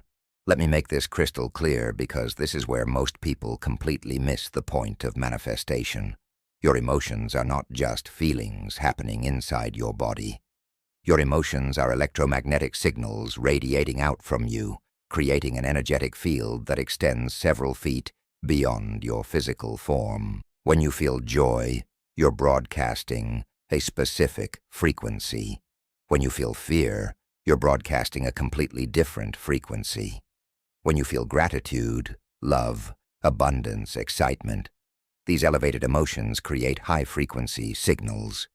When you feel anger, resentment, jealousy, lack, worry, these contracted emotions create low-frequency signals, and whatever frequency you're broadcasting most consistently becomes your set point, your energetic signature, your vibrational address in the infinite field of possibilities. The field responds to this signature like a radio responds to the station you tune it to. If you're tuned to 98.5 FM, you're going to get whatever is broadcasting on 98.5 FM.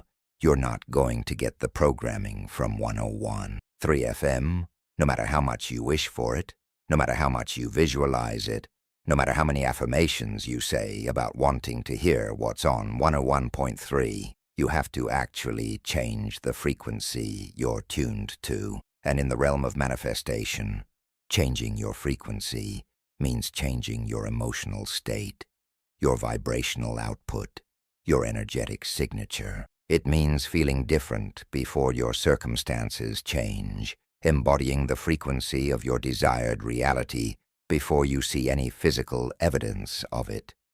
This is why feeling is the secret, as Neville Goddard so brilliantly taught. The feeling is the frequency. The feeling is the signal.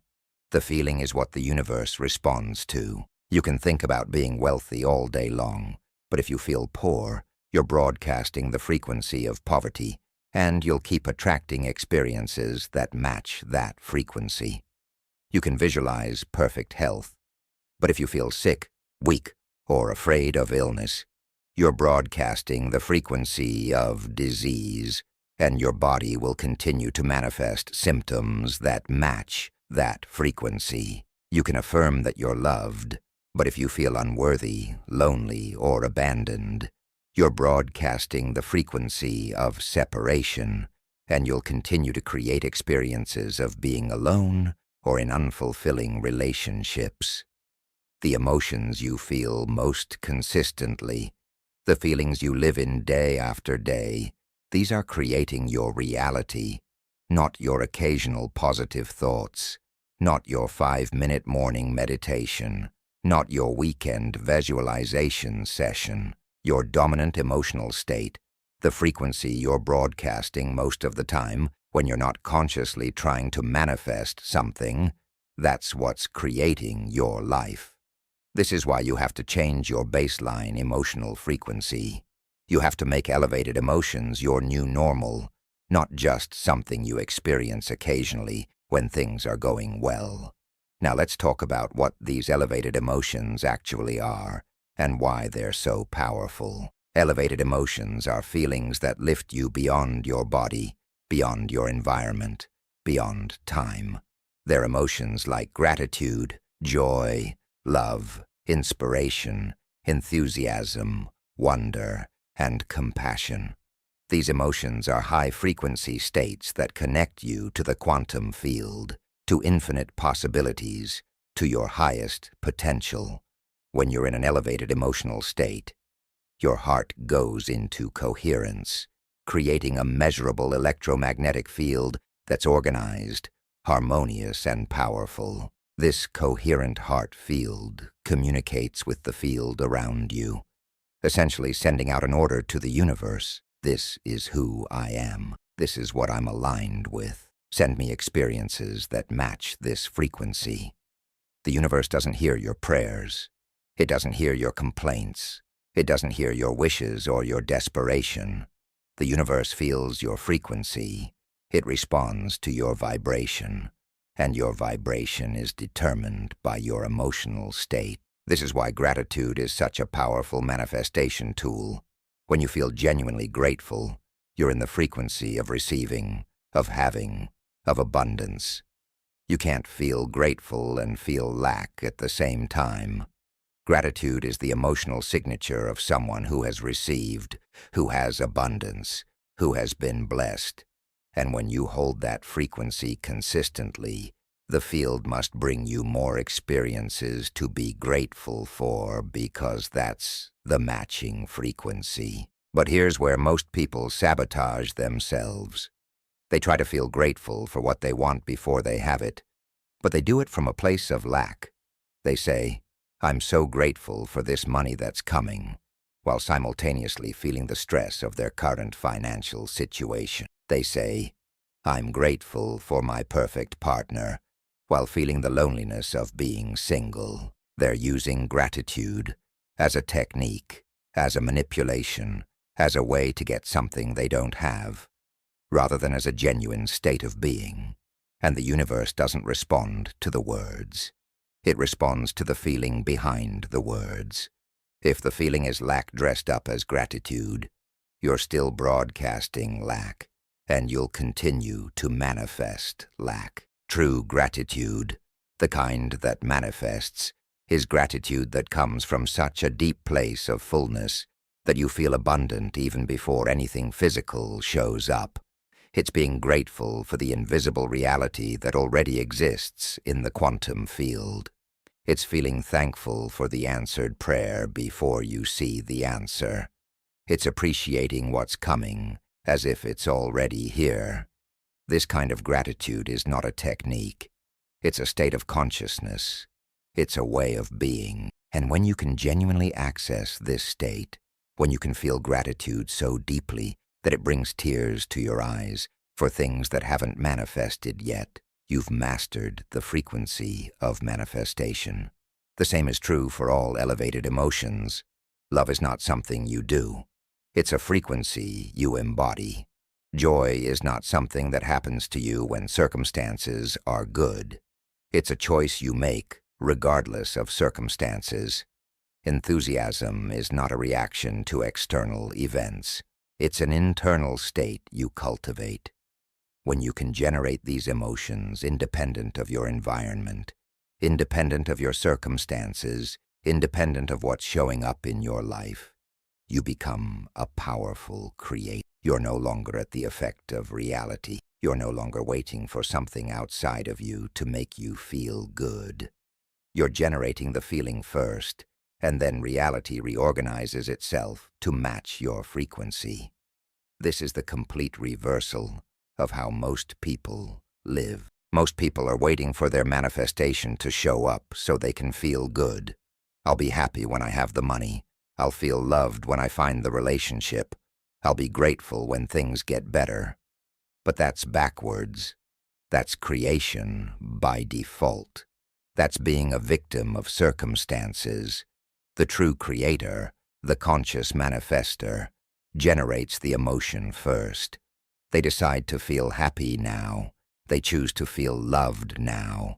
They practice gratitude now. And because they're broadcasting that frequency, because they're living in that state of being, the universe has no choice but to deliver experiences that match.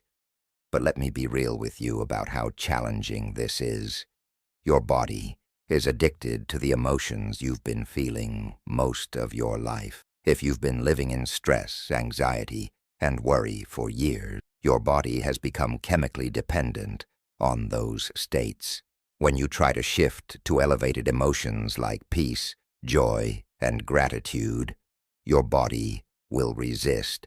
It will create physical sensations designed to pull you back to familiar emotional states. You'll get uncomfortable. You'll get restless. Your mind will start generating thoughts that justify going back to stress and worry. You should be worried. Look at your bank account. Look at your problems. Who are you to feel joyful when nothing has changed? This is the addiction talking. This is your body trying to get its chemical fix. Every emotion you feel triggers the release of specific peptides and hormones in your body. When you feel stress, your body releases cortisol and adrenaline. When you feel anger, it releases different chemicals. When you feel sadness, different chemicals again. And your cells have receptor sites for these chemicals. The more you feel a certain emotion, the more receptor sites your cells create for that emotion's chemistry. Your cells literally become addicted to specific emotional states. They start craving those chemicals. And when you try to change your emotional frequency, your cells send signals to your brain saying, "Give me my fix. Make me feel the familiar emotion." Breaking free from this addiction requires you to be stronger than your body, stronger than your environment, stronger than time. You have to feel the new emotion even when your body is screaming for the old one. You have to maintain your elevated frequency even when nothing in your physical reality supports it. You have to broadcast joy when you have reason to be sad, gratitude when you have reason to complain, abundance when you have reason to feel lack. This is the work. This is what separates those who successfully manifest from those who stay stuck. The successful manifestors have mastered their emotional frequency. They've trained themselves to feel how they choose to feel, regardless of circumstances. Let me give you a practice that will help you develop this mastery. Several times throughout your day, stop whatever you're doing and check in with your emotional state. Ask yourself, what am I feeling right now? What frequency am I broadcasting? Be honest. Don't judge it. Just notice it. Are you feeling stressed, worried, frustrated, bored, resentful? Or are you feeling peaceful, grateful, joyful, inspired? Once you identify your current emotional state, you have a choice. If you're in a low-frequency emotion, you can choose to shift. You can take a few deep breaths, recall a memory that makes you feel good, think about something you're grateful for, imagine your desired reality, and feel the emotions associated with it. You can deliberately change your frequency in any moment. The key is doing this consistently, not just once or twice, but throughout your day, every day, until elevated emotions become your new baseline. You're literally reconditioning your nervous system. You're teaching your body that it's safe to feel good, that it's safe to feel joy, that it's safe to feel abundant. You're creating new receptor sites for elevated emotions. You're breaking the addiction to low-frequency states. And as you do this work, as you consistently choose elevated emotions regardless of circumstances, something miraculous begins to happen. Your circumstances start to change. The people in your life start responding to you differently. Opportunities start appearing. Solutions start presenting themselves. Your health improves. Your abundance increases. Your relationships deepen. But the most profound change happens inside you. You realize that you're no longer dependent on external circumstances for your emotional state. You're free. You've broken the chains that kept you imprisoned in reactive living. You've become the master of your frequency, which means you've become the master of your reality. Because frequency determines what you attract, what you perceive, what you experience. Two people can be in the exact same environment, but if they're vibrating at different frequencies, they'll have completely different experiences. One will see problems and obstacles. The other will see opportunities and solutions. One will attract struggle and difficulty. The other will attract ease and synchronicity. The environment isn't determining their experience. Their frequency is determining their experience. This is why you can't wait for your circumstances to change before you change your frequency. Your frequency is creating your circumstances. If you want different circumstances, you have to transmit a different frequency first. You have to be the abundance you want to attract. You have to be the love you want to receive. You have to be the health you want to experience. You have to be the success you want to achieve. Being it means feeling it, embodying it, vibrating at that frequency consistently and authentically, even before you see any evidence of it in your physical reality.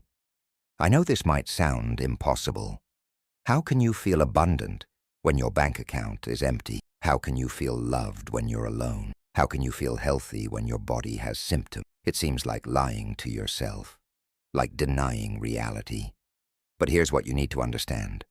The physical reality you're seeing is old news. It's the manifestation of your past frequency, your old vibration, your previous state of being. It's not showing you what's possible. It's showing you what was. And if you keep reacting to it, if you keep letting it determine your emotional state, you'll just keep recreating it. You'll keep broadcasting the same frequency that created it in the first place, and you'll stay stuck in the same reality. But when you shift your frequency first, when you start feeling the emotions of your desired reality before it manifests, you're sending a new signal. You're broadcasting a different frequency. And the field, being infinitely responsive, must begin organizing itself to match your new signal. It can't do otherwise. It's the law. But there's a lag time between when you shift your frequency and when you see the physical manifestation. This is the test. This is where your faith, your commitment, your understanding of how this works gets challenged. You're feeling abundant, but the money hasn't shown up yet. You're feeling loved, but you're still single. You're feeling healthy, but the symptoms are still there. And your rational mind says, see, this doesn't work. Stop kidding yourself. But if you hold your frequency, if you maintain your elevated emotional state, if you refuse to let physical reality dictate your internal state, the manifestation must come. It has to. It's inevitable, because you're no longer a vibrational match for the old reality. You've become a vibrational match for a new reality, and reality always catches up to vibration, always. The invisible always becomes visible. The frequency always manifests as form. The feeling always creates the experience. You just have to hold the frequency long enough for the physical manifestation to occur. Think of it like tuning a radio. When you first change the station, there might be static. You might hear bits of the old station mixed with the new one. But if you hold the dial steady on the new frequency, eventually the static clears, and you hear the new station perfectly. That's what's happening when you shift your emotional frequency. At first, you might still see remnants of the old reality, echoes of your previous vibration. But if you hold steady on your new frequency, if you maintain your elevated emotional state, the old reality fades, and the new reality clarifies. The static clears. The manifestation appears. Your frequency becomes your experience. This is the frequency of manifestation. This is mastering your emotional vibration. This is learning to be the signal you want to receive. It's not about controlling your thoughts, though that's part of it. It's not about visualizing, though that helps. It's not about affirmations, though they have their place. It's about feeling. It's about embodying. It's about broadcasting. It's about becoming a vibrational match for your desired reality before you see it, before you have evidence of it, before anyone believes it's possible. It's about having so much faith in the unseen that you feel it in your body as if it's already real. Because to the quantum field, to the universe, to the law that governs manifestation, your frequency is reality. Your vibration is truth. Your emotional state is the creative force that shapes your world.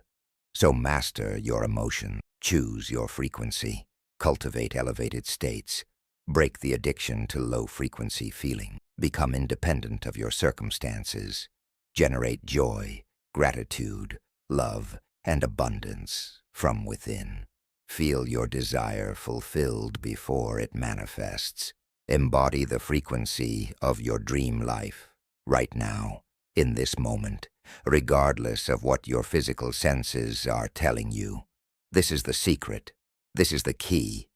This is the frequency of manifestation. And when you master this, when you can hold elevated emotions consistently, you become unstoppable.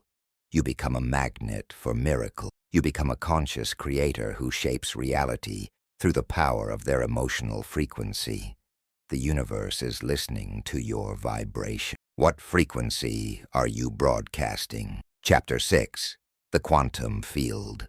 Accessing the ocean of infinite possibilities, there exists an invisible ocean that surrounds you right now, permeating every atom of your being, extending infinitely in all directions.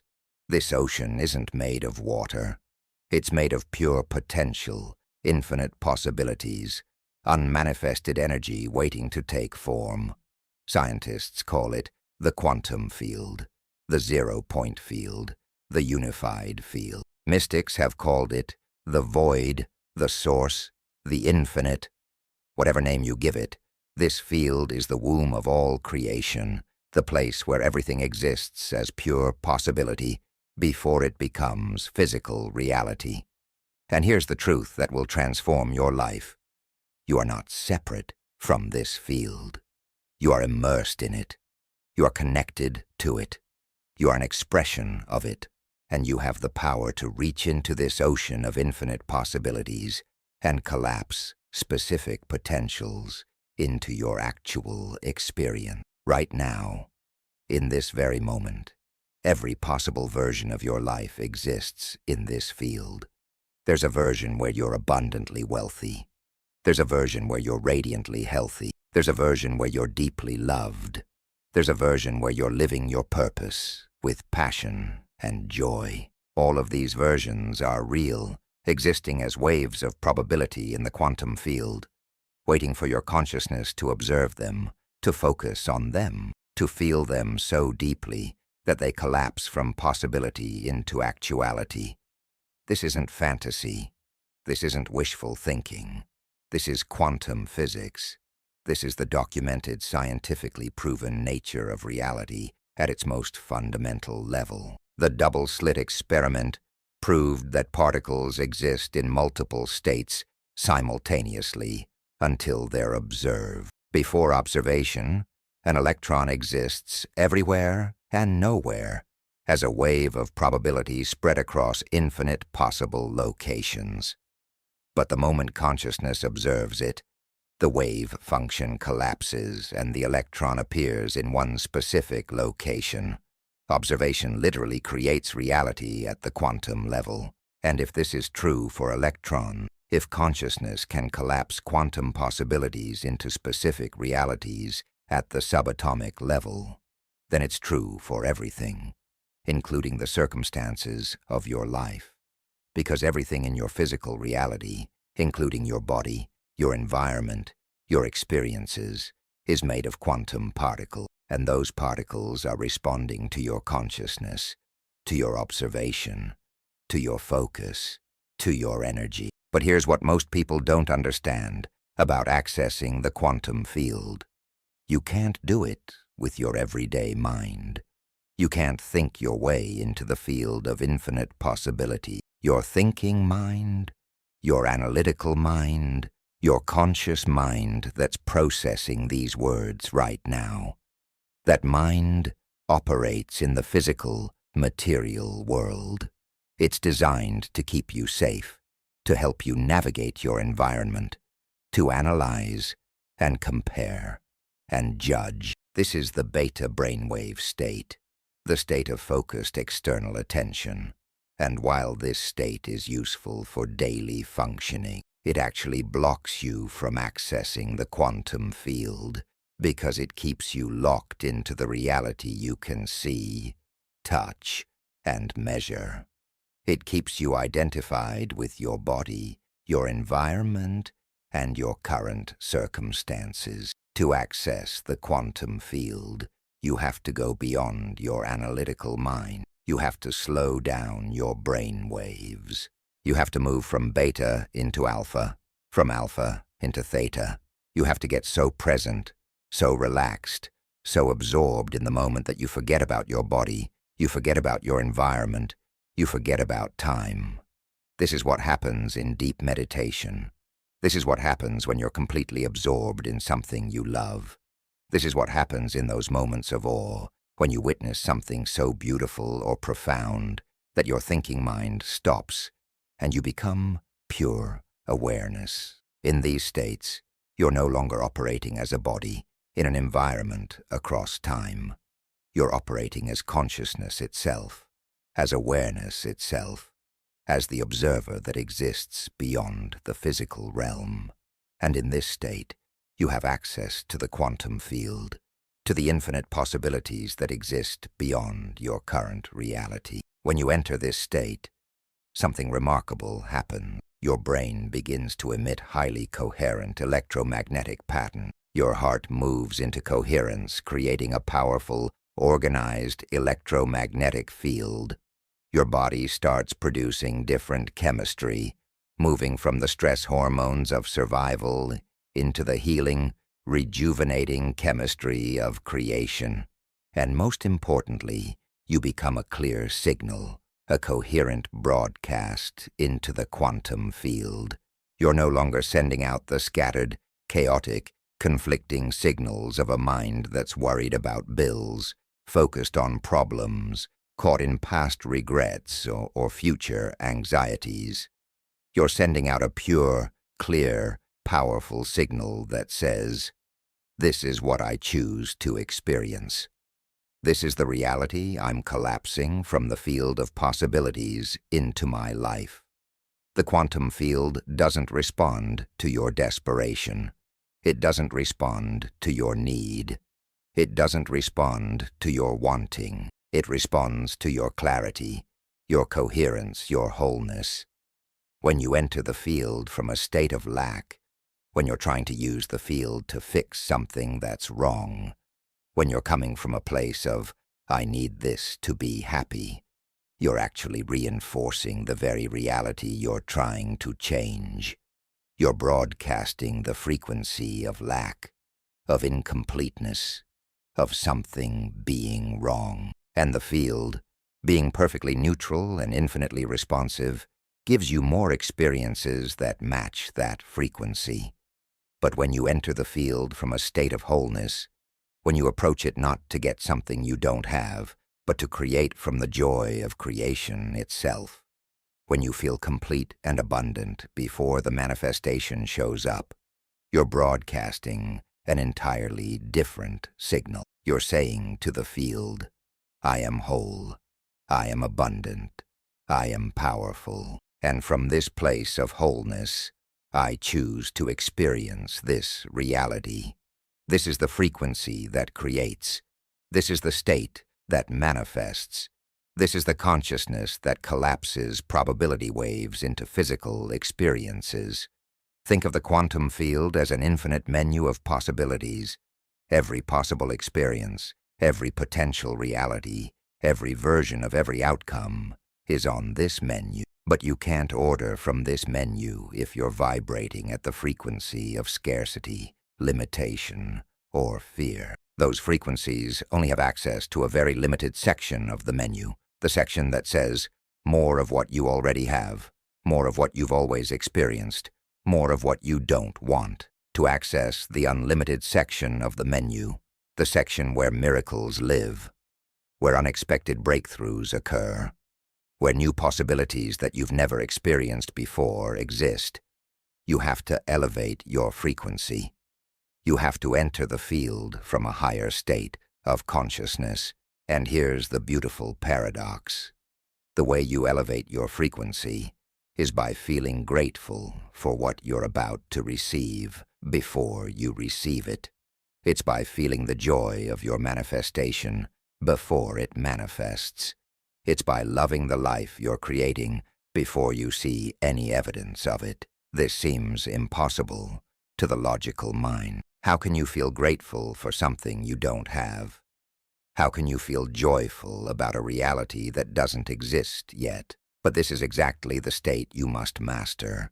If you want to access the quantum field's infinite possibility, you have to feel the emotion of the end result so authentically, so genuinely, so completely, that your body believes it's already happened.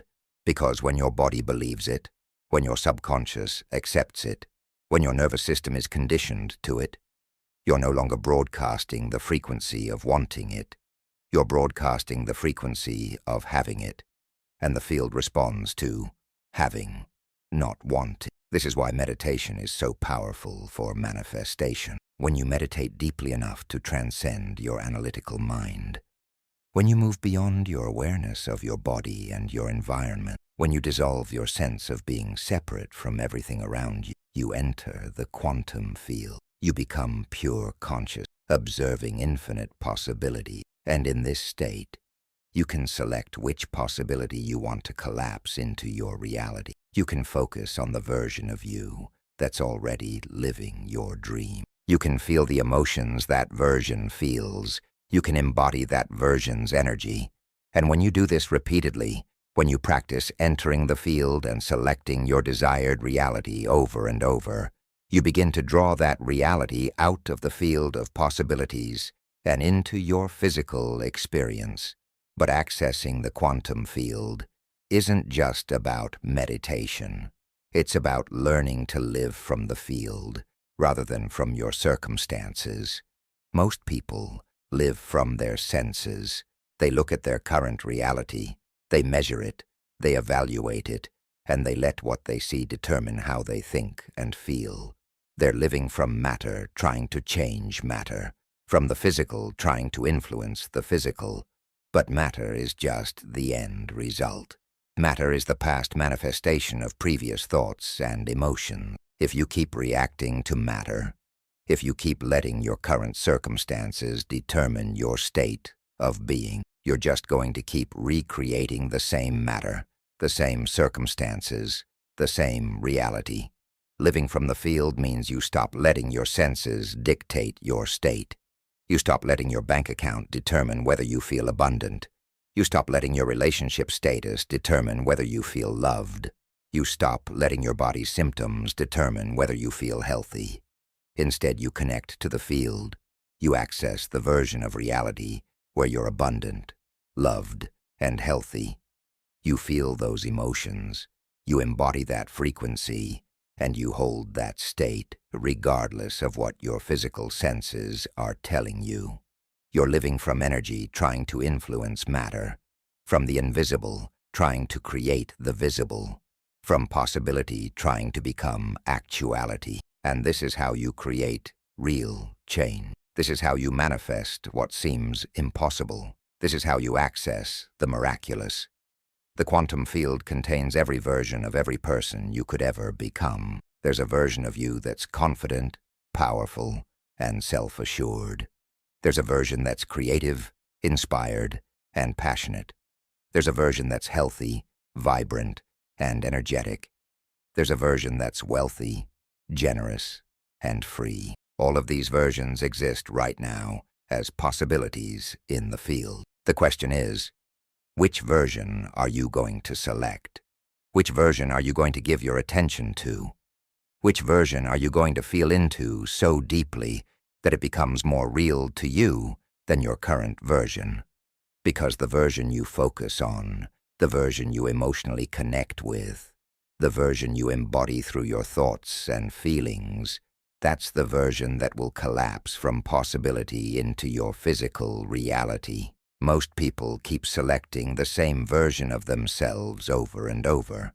They wake up and immediately think about who they were yesterday. They anticipate their day based on their past. They feel the same familiar emotions. They think the same habitual thoughts. They perform the same automatic behavior, and because they're selecting the same version from the quantum field every single day, they get the same life. They look around at their unchanging circumstances, and they think reality is fixed, that this is just who they are, that change is hard or impossible. But the truth is, they're just selecting the same possibility from the infinite menu. They're collapsing the same probability wave into their experience day after day after day. But you can choose differently.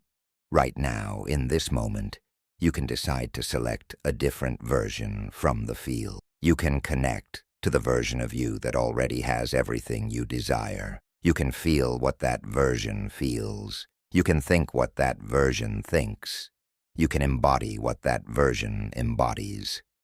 And if you do this consistently, if you practice selecting this new version every day, especially in those twilight states of consciousness when you're most connected to the field, that new version will begin to manifest in your physical reality. The quantum possibilities will collapse into physical probabilities. The invisible will become visible. The potential will become actual. Here's a practice that will help you access the field and select your desired reality. Find a quiet space where you won't be disturbed.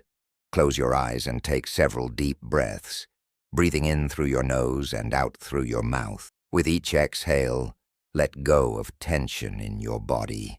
Let go of awareness of your body. Let go of awareness of your environment.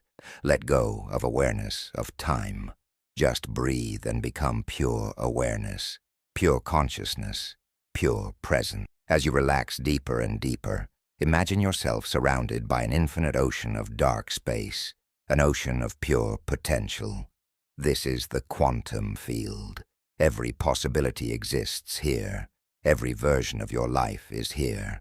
Feel yourself floating in this ocean, connected to everything, part of everything. Now, from this place of deep connection to the field, bring to mind your desired reality. Don't think about it analytically. Don't visualize it like watching a movie. Instead, become it. Step into the version of you that's already living that reality in the quantum field. What does that version feel? Feel it in your body right now. What does that version think? Think those thoughts right now. What does that version believe? Believe it right now. What emotions does that version experience? Experience those emotions right now. Stay in this state as long as you can, feeling it so deeply that it becomes more real than your current circumstances. When you open your eyes, carry that feeling with you. That's your new frequency. That's your new signal. That's the version you're collapsing from the field into your reality. The quantum field is not somewhere else. It's not in some distant dimension you have to travel to. It's here, now, always. It's the invisible fabric of reality that underlies everything you see. You're swimming in it right now. You're connected to it always. The only question is whether you're accessing it consciously or unconsciously. Most people access it unconsciously, collapsing familiar possibilities into familiar experiences based on unconscious patterns. But you can learn to access it consciously, deliberately selecting new possibilities, intentionally creating new experiences, purposefully manifesting new reality. The field contains everything you could ever want or need. It contains solutions to problems you haven't even encountered yet. It contains opportunities you can't currently imagine. It contains connections with people you haven't met. It contains versions of health you've never experienced. It contains levels of abundance you've never known. It contains expressions of love you've never felt. All of this is here, now, waiting in the field of infinite possibilities. And all you have to do to access it is change your state of being, elevate your frequency, transcend your analytical mind, and connect to the field as pure consciousness. But I want to warn you about something. When you start accessing the quantum field and selecting new possibilities, your old reality will try to pull you back. Your familiar emotions will call to you. Your habitual thoughts will seem very compelling. Your body will crave the chemistry it's addicted to. Your environment will seem to reinforce your old story. People around you might resist your change. All of this is normal. This is the old probability trying to maintain itself. But if you hold steady, if you keep selecting the new version from the field, if you maintain your elevated state, regardless of what your senses are telling you, the old reality will fade, and the new reality will stabilize. The quantum possibility will become physical actuality. This is the power of the quantum field. This is the ocean of infinite possibilities that you're swimming in every moment. This is the place where your future already exists, waiting for you to select it, to feel it, to become it. You are not limited by your past. You are not bound by your current circumstances. You are not confined to what seems possible based on what you've experienced before. You are a quantum being with access to quantum possibilities. The field is responding to you right now, organizing itself based on the frequency you're broadcasting. The question is, what are you selecting from the infinite menu? What version of yourself are you collapsing into your reality? The field is waiting for your order. The possibilities are infinite. Choose wisely. Choose powerfully. Choose from wholeness. And watch as the quantum field delivers experiences beyond anything your limited mind could have imagined. The ocean of possibilities is yours. Dive in. Chapter 7.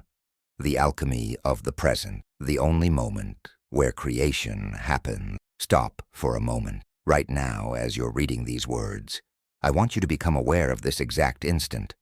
Not the moment that just passed. Not the moment that's coming. This moment, right here, right now, this breath, this awareness, this present instant. Feel it. Because this moment, this eternal now that you're experiencing, is the only place where creation actually happened. It's the only point in time where you have any power. It's the only moment where you can choose, where you can change, where you can create something new. Everything else, the past and the future, are illusions that exist only in your mind. And as long as you're living in those illusions, as long as you're mentally dwelling in what was or what might be, you're powerless to create anything different from what you've already experienced. The past is gone. It doesn't exist anywhere except in your memory, in the neural networks in your brain that fire when you recall past events. Every time you remember something, you're actually recreating it in your mind. And here's what's crucial. Your brain and body respond to that memory as if it's happening right now. When you replay a painful past experience, your body releases the same stress hormones it released during the original event. Your heart rate increases, your muscles tense, your nervous system activates the same survival response. To your body, the past is present. And if you spend most of your time thinking about the past, reliving old hurts, replaying old failures, remembering old limitations, you're literally keeping the past alive in your present moment. You're using your creative power, which only exists now, to recreate what was. You're taking the energy of this present moment and investing it in maintaining the reality of your past. The future doesn't exist either. It's a projection, a mental construction, an imagined reality that hasn't happened yet. And for most people, the future they're imagining is just a continuation of their past. They project their past limitations forward. They anticipate future problems based on past problems. They expect future outcomes based on past outcomes. They're essentially using their imagination, one of their most powerful creative tools, to design a future that looks exactly like their past. And then they wonder why nothing ever changes, why they keep experiencing the same patterns, why their life feels stuck in an endless loop. It's because they're never actually here, in the present moment, where all the creative power exists. They're always mentally somewhere else, imprisoned by the past, or anxious about the future, missing the only moment where they can actually do something different. This is the alchemy of the present moment. When you're fully here, when your awareness is completely in the now, you're no longer the person you were yesterday. You're not carrying the identity of your past. You're not limited by what happened before. You're not defined by your history. You're pure potential, pure presence, pure consciousness, experiencing this moment, fresh, new, unlimited. And from this place, from this state of being fully present, you can make choices that are not based on the past. You can think thoughts you've never thought before. You can feel emotions you've never felt before. You can take actions you've never taken before. You can literally become someone new, right here, right now, in this present moment. But here's what most people don't realize. They're addicted to the past, not because the past was so good, often it wasn't, but because it's familiar. Your brain and body know how to be the person you were yesterday. They've practiced being that person for years, maybe decades. There are deep neural pathways for your habitual thoughts. There are strong receptor sites for your familiar emotions. There are automatic programs for your repetitive behaviors. Being the person you were yesterday takes no effort. It's comfortable, it's known, it's safe. But being someone new, thinking new thoughts, feeling new emotions, taking new actions, that's uncomfortable, that's unknown, that feels dangerous to your primitive survival brain. So your brain keeps pulling you back to the past, keeps reminding you of who you've been, keeps generating thoughts and emotions that maintain your old identity. And most people follow these pulls unconsciously, returning to the past again and again, missing the present moment again and again, staying stuck in the same version of themselves again and again. The present moment is where freedom lives. When you're truly here, you're free from the conditioning of your past. You're free from the anxiety of your future. You're free from the identity you've been carrying. You're free from the limitations you've believed in. You're free from the stories you've been telling yourself about who you are and what's possible for you. In this moment, none of that exists. In this moment, you're just awareness, just consciousness, just presence. And from this place of pure presence, anything is possible. Any thought can be thought. Any emotion can be felt. Any version of yourself can be chosen. Any reality can be created. The present moment is the portal to infinite possibilities, but you have to actually be in it to access those possibilities. Let me show you why this matters so much for manifestation. When you're trying to create a new reality, while simultaneously living in the past, you're sending mixed signals to the quantum field. Part of you is saying, I want something new, while another part is saying, I am who I've always been. Part of you is imagining a better future, while another part is emotionally reliving your past. The field receives these conflicting signals and it doesn't know what to manifest. Or more accurately, it manifests the stronger, more consistent signal, which is usually the one connected to your past, because that's where you spend most of your mental and emotional energy. This is why people can visualize, affirm, and intend all they want. But if they're not present, if they're still identified with their past, if they're still carrying the emotional baggage of what was, they'll keep creating more of the same. But when you release the past, when you stop being that person, when you stop thinking those thoughts and feeling those emotions, when you become fully present, you're no longer sending the old signal. You're available to broadcast a completely new frequency. And this is when manifestation accelerates. This is when synchronicities multiply. This is when the impossible becomes possible, because you're not split between past and present anymore. You're not divided between who you were and who you're trying to become. You're whole, complete, fully here, broadcasting a clear, coherent signal into the field. And the field responds with clarity, with speed, with power. The alchemy of the present moment is that it transforms who you are. Every moment you spend fully present is a moment you're not being your old self. Every breath you take with full awareness is a breath that's not invested in maintaining your past identity. Every second you remain in the now is a second you're practicing being someone new. And if you do this consistently, if you train yourself to live in the present moment more and more, something miraculous happens. The past loses its power over you. The old neural pathways weaken. The familiar emotions fade. The automatic behaviors stop being automatic. You literally become a different person, not through effort or struggle, but through presence, through simply being here instead of there, now instead of then. This is why all spiritual traditions emphasize presence, mindfulness, being in the now.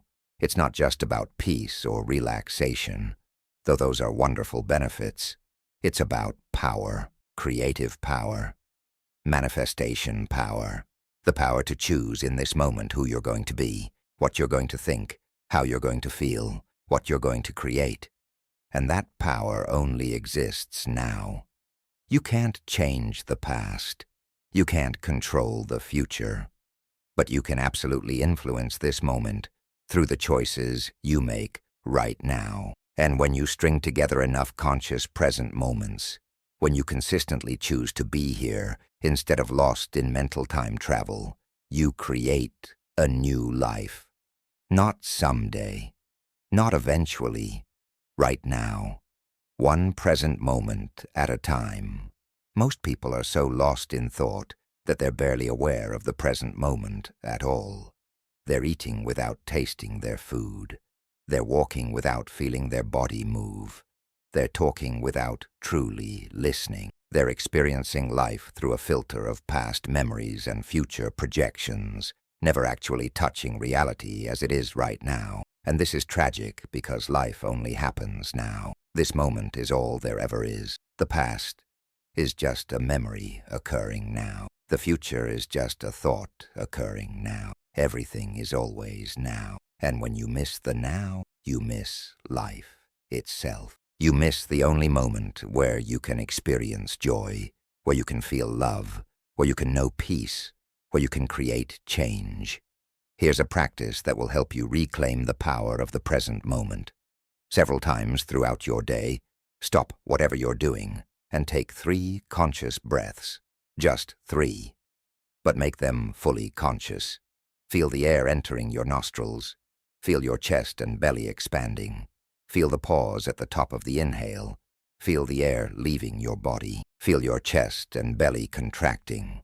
Feel the pause at the bottom of the exhale. These 3 breaths will bring you back to now. They'll pull you out of mental time travel and anchor you in present moment awareness. And when you're present, even for just a few breaths, you're creating a gap in your unconscious patterns. You're interrupting the automatic replay of your past. You're giving yourself the opportunity to choose something different. Another powerful practice is to use your senses to anchor yourself in the now. Right now, what can you see? Really look. Notice colors, shapes, light, shadows. What can you hear? Listen to all the layers of sound around you. What can you feel? Notice the temperature, the texture of fabric on your skin, the pressure of your body against whatever you're sitting or standing on. Your senses only work in the present moment. You can't see yesterday. You can't hear tomorrow. When you engage your senses fully, you automatically become present. And in that presence, you're no longer the person defined by your history. You're pure awareness, experiencing this moment. And from that place, you can create anything. The present moment is also where you access your intuition, your inner guidance, your connection to something greater than your individual mind. When you're lost in thought, lost in past and future, your intuitive knowing gets drowned out by mental noise. But when you're present, when your mind is quiet and your awareness is here, you can hear the whispers of wisdom that are always available to you. You can feel the subtle guidance that's always trying to direct you toward your highest good. You can sense the synchronicities, the signs, the opportunities that are always present, but invisible to a mind cluttered with past and future thinking. Presence opens you to an intelligence that's far greater than your analytical mind. An intelligence that knows the way even when you don't. An intelligence that can guide you to manifestations beyond what you could consciously plan or figure out.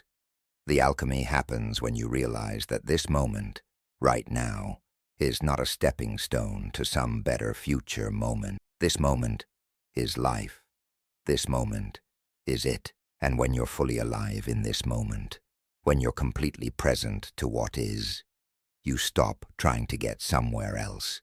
You stop striving, struggling, pushing, forcing. You relax into the creative flow of life itself.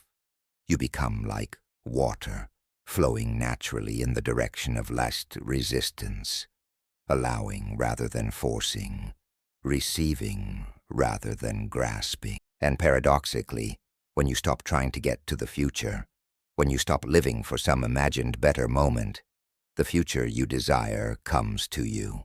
It manifests naturally, effortlessly, as a side effect of your presence, your wholeness, your alignment with this moment. This doesn't mean you don't set goals or have desires or work toward outcome. It means you hold those goals lightly. You pursue them from presence, not from lack. You work toward them from a place of already being whole, not from a place of needing them to be complete. You create from now, not from some imagined future. And this shift in how you approach creation changes everything.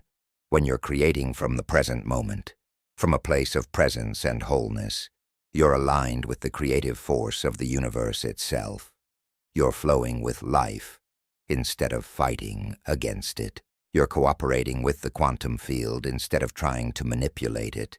And in this state of alignment, manifestation happens naturally, organically, often in ways you couldn't have predicted or planned. I've watched people transform their entire lives simply by learning to be present, not through complex manifestation techniques, not through elaborate rituals, just through the simple, profound act of being here, now, consistently, consciously. Because when you're present, you're not recreating your past. When you're present, you're not projecting your limitations into your future. When you're present, you're free.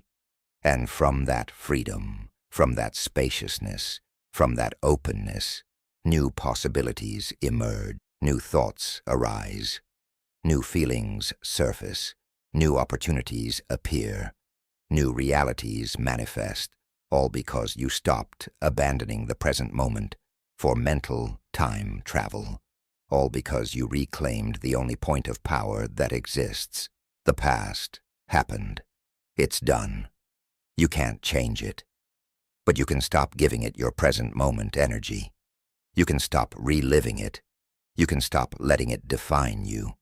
You can choose, right now, to let it go, to forgive what needs to be forgiven, to release what needs to be released, to learn what needs to be learned, and then to be done with it. Not to pretend it didn't happen, not to suppress it or deny it, but to simply stop energizing it with your attention, your emotion, your identification.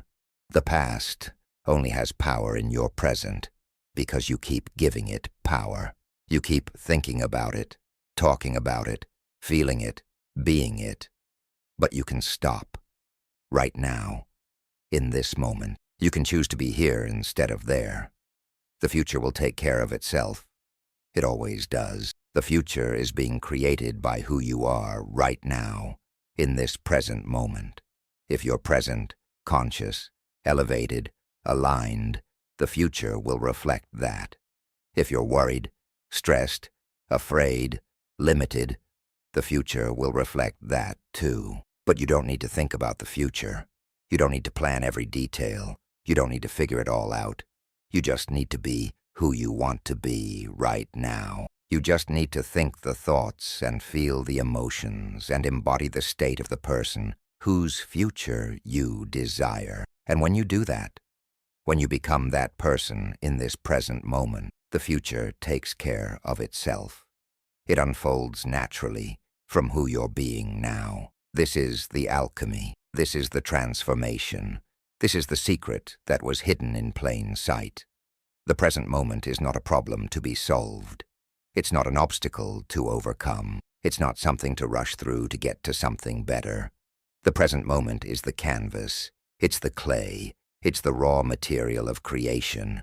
And you are the artist, the sculptor, the creator.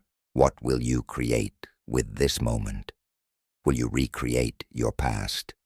Will you project your limitations into your future? Or will you be fully here, fully present, fully alive, fully creative, using this moment to become someone new, to think something new, to feel something new, to choose something new? The choice is always now. The power is always now. The creation is always now. There is only now. And when you truly understand this, when you truly live from this, when you truly embody this, you become unstoppable. You become free. You become the master of your reality, not through control or force or manipulation, but through presence, through awareness, through being fully alive in the only moment that exists. The alchemy of the present moment transforms everything. Let it transform you. Be here, be now, be present, and watch as your life, your reality, your entire experience shifts to match the consciousness you're embodying in this eternal now. The moment is here, you are here, Everything you need is here. Stop looking elsewhere. Stop living elsewhere. Come home to now. This is where the magic happens. This is where creation occurs. This is where you discover that you've always had all the power, all the peace, all the possibility you've been seeking. Right here, right now, in this present moment. Welcome home. Chapter 8. The Silent Saboteurs. Dissolving the Limiting Beliefs. There's an invisible force that's been shaping your reality since before you could even speak. It's not evil. It's not trying to hurt you. In fact, it was originally designed to protect you, to help you make sense of the world, to give you a framework for understanding how life works. But somewhere along the way, this force became a prison. It started limiting what you could see, what you could believe, what you could achieve, what you could become. This force is your belief system, and it's been running your life like an invisible puppet master, pulling strings you didn't even know existed, creating outcomes you didn't consciously choose, keeping you trapped in a reality that feels unchangeable, even though it's completely constructed by these beliefs. A belief is nothing more than a thought you've thought so many times that it feels like truth. It's a neural pathway that's been fired so consistently that it's become automatic, unconscious, invisible. You don't question it anymore. You don't examine it. You just accept it as the way things are, as reality, as fact. But here's what you need to understand. Your beliefs are not reality. They're lenses through which you perceive reality. They're filters that determine what you see and what you don't see. They're programs that determine what you think is possible and what you think is impossible. And most importantly, they're creative forces that actually shape your experience, that literally manifest evidence to support themselves, that create a self-fulfilling prophecy where what you believe becomes what you experience, which reinforces what you believe, creating a cycle that can keep you stuck for your entire life, unless you learn to identify and dissolve these limiting beliefs. Right now, you have beliefs about money. You have beliefs about relationships. You have beliefs about your body and health. You have beliefs about what you deserve, what you're capable of, what's possible for someone like you. Some of these beliefs are empowering. They're expanding your reality, opening doors, creating opportunity. But many of them, probably most of them, are limiting. They're contracting your reality, closing doors, blocking opportunities. And the worst part is, you're probably not even aware of them. They're operating in your subconscious, beneath your conscious awareness, silently sabotaging your manifestations, quietly ensuring that your life stays within the boundaries of what these beliefs say is possible for you. Let me show you how this works. If you have a belief that says, money is hard to come by, that belief will filter your perception. You'll notice every difficulty with money. You'll see evidence everywhere that confirms money is scarce. You'll remember every time you struggled financially.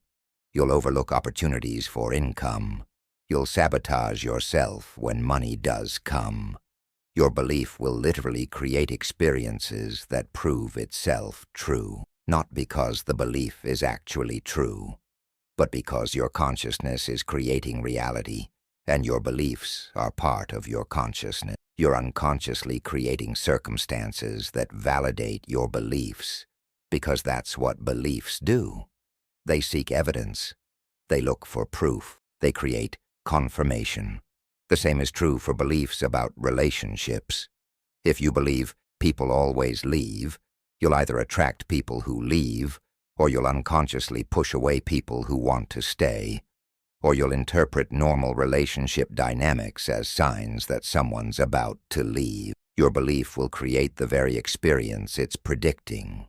If you believe I'm not good enough, you'll sabotage opportunities where you could shine. You'll hold yourself back from going after what you want. You'll settle for less than you deserve. Your belief will ensure that your life reflects not good enough back to you.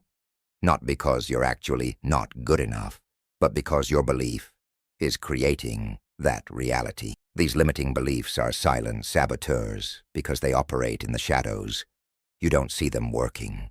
You just see the results, the patterns, the recurring situations that keep showing up in your life. You might notice that you always struggle with money, or that your relationships always end the same way, or that opportunities always seem to go to other people, or that you always get sick at certain times, or that you can never seem to break through to the next level in any area of your life. And you might think this is just how life is for you, that this is your fate, your lot, your reality, but it's not. It's just your beliefs creating a consistent experience that matches what they're programmed to create. The good news, the liberating truth that changes everything, is that beliefs can be changed. They're not permanent. They're not fixed. They're not who you are. They're just thoughts you've repeated so many times that they've become automatic. And if they were learned, if they were created, if they were programmed, then they can be unlearned, uncreated, reprogrammed. You can identify your limiting beliefs. You can question them. You can see them for what they are. Not truth, but just thoughts, just programs, just pattern. And once you see them clearly, once you recognize them operating, they begin to lose their power over you. Awareness is always the first step to freedom. So how do you identify your limiting beliefs? The easiest way is to look at the areas of your life where you're stuck, where you keep experiencing the same patterns, where you want something different, but keep getting the same results. These stuck areas are pointing directly to limiting beliefs. If you're stuck financially, you have limiting beliefs about money. If you're stuck in your relationships, you have limiting beliefs about love, worthiness, or connection. If you're stuck with your health, you have limiting beliefs about your body or about illness. The stuck areas are not happening to you randomly. They're being created by beliefs that are limiting what's possible in those areas. Once you've identified an area where you're stuck, start exploring what beliefs might be operating there. Ask yourself, what do I believe about money? What do I believe about relationships? What do I believe about my body? What do I believe about success? What do I believe I deserve? What do I believe is possible for someone like me? Don't filter your answers. Don't try to think of the right beliefs. Just write down whatever comes up, even if it seems negative or limiting.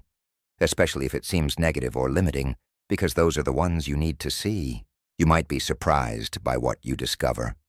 You might find beliefs you didn't know you had, beliefs you inherited from your parents or absorbed from your culture, beliefs that have been running in the background your entire life without you ever consciously choosing them. Here are some of the most common limiting beliefs that sabotage manifestation. I'm not good enough. I don't deserve it. People like me don't get that. You have to work hard for money. Rich people are greedy. Money is the root of all evil. Relationships never work out. Everyone always leaves. Love hurts. I'm not attractive enough. I'm too old. I'm too young. It's too late for me. I'm not smart enough. I don't have enough education. I don't have the right connections. Success means stress. If I succeed, people will judge me. I have to sacrifice happiness for success. My body is weak. Illness runs in my family. I'll never be healthy. Life is hard. You can't trust people. The world is dangerous. Good things don't last. Do any of these sound familiar? Do any of them resonate as thoughts you've had? Maybe even thoughts you've had so often that they feel like truth. The next step, after identifying a limiting belief, is to question it. This is crucial. You have to challenge the belief. You have to examine whether it's actually true, or whether it's just a thought you've been thinking. Byron Katie developed 4 powerful questions for this. Is it true? Can you absolutely know that it's true? How do you react when you believe that thought? Who would you be without that thought? These questions are designed to help you see that your beliefs are not facts. They're interpretations, they're perspectives, they're choices, and if they're choices, you can choose differently. Let's take the belief money is hard to come by and examine it with these questions. Is it true? Well, you might have evidence that seems to prove it's true. You might have struggled with money. But is it true for everyone? Obviously not. Some people find money comes easily to them. So it can't be an absolute truth. It must be a belief that creates an experience. Can you absolutely know that it's true? No. You can't know with absolute certainty that money must be hard to come by. You've only experienced what you've experienced, which was filtered through this belief. How do you react when you believe this thought? You probably feel stressed, worried, constricted. You probably hold back from spending. You probably work harder than you need to. You probably miss opportunities because you're so focused on scarcity. Who would you be without this thought? You'd be free. You'd be open. You'd see opportunities you're currently missing. You'd take actions you're currently afraid to take. You'd trust that money can flow easily. This questioning process begins to loosen the belief's grip on you. It helps you see that the belief is not serving you, that it's actually creating the very struggle you're experiencing. And once you see this clearly, once you really get it in your bones that the belief is the problem, not reality, you can choose to release it. You can decide to let it go, not through force or suppression, but through understanding and choice. You simply stop energizing it. You stop thinking it. You stop agreeing with it. You stop acting from it. And every time it arises, which it will, because it's a deeply grooved neural pathway, you notice it, and you choose differently. This is where you install new beliefs, empowering beliefs, expansive beliefs that align with the reality you want to create. For every limiting belief you identify, create an opposite belief that serves you. Money is hard to come by becomes money flows to me easily and abundantly. I'm not good enough becomes I am worthy and deserving of all good things. People always leave becomes I attract loving, committed people who want to stay. My body is weak becomes my body is strong, resilient, and healing. These new beliefs might feel fake at first. They might not feel true. Your rational mind will resist them. That's normal. That's expected. You're installing new software, and the old software doesn't want to be replaced. But here's the key. You don't need the new belief to feel true right away. You just need to repeat it more than you repeat the old belief. You need to give it attention, emotion, and energy. You need to act as if it's true. You need to look for evidence that supports it. Because whatever you look for, you'll find. If you're looking for evidence that money is hard to come by, you'll find it everywhere. But if you start looking for evidence that money can flow easily, you'll start finding that too. You'll notice opportunities you were overlooking. You'll remember times when money came easily. You'll see examples of people who have easy relationships with money. Your perception will shift because your belief is shifting, and your perception creates your reality. You also need to feel the new belief. This is crucial. Remember, emotion is the language of the subconscious, and the subconscious is where beliefs live. When you state your new belief, don't just say the words mechanically. Feel what it would feel like if this belief were true. If you truly believed money flows to me easily, how would you feel?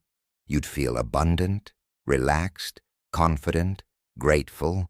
Generate those feelings as you repeat the new belief. This combination of repetition and emotion is what installs the new belief at a subconscious level. This is what rewires the neural pathways.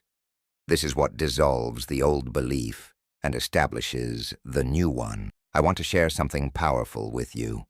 There's a level of belief work that goes deeper than just identifying and changing individual beliefs.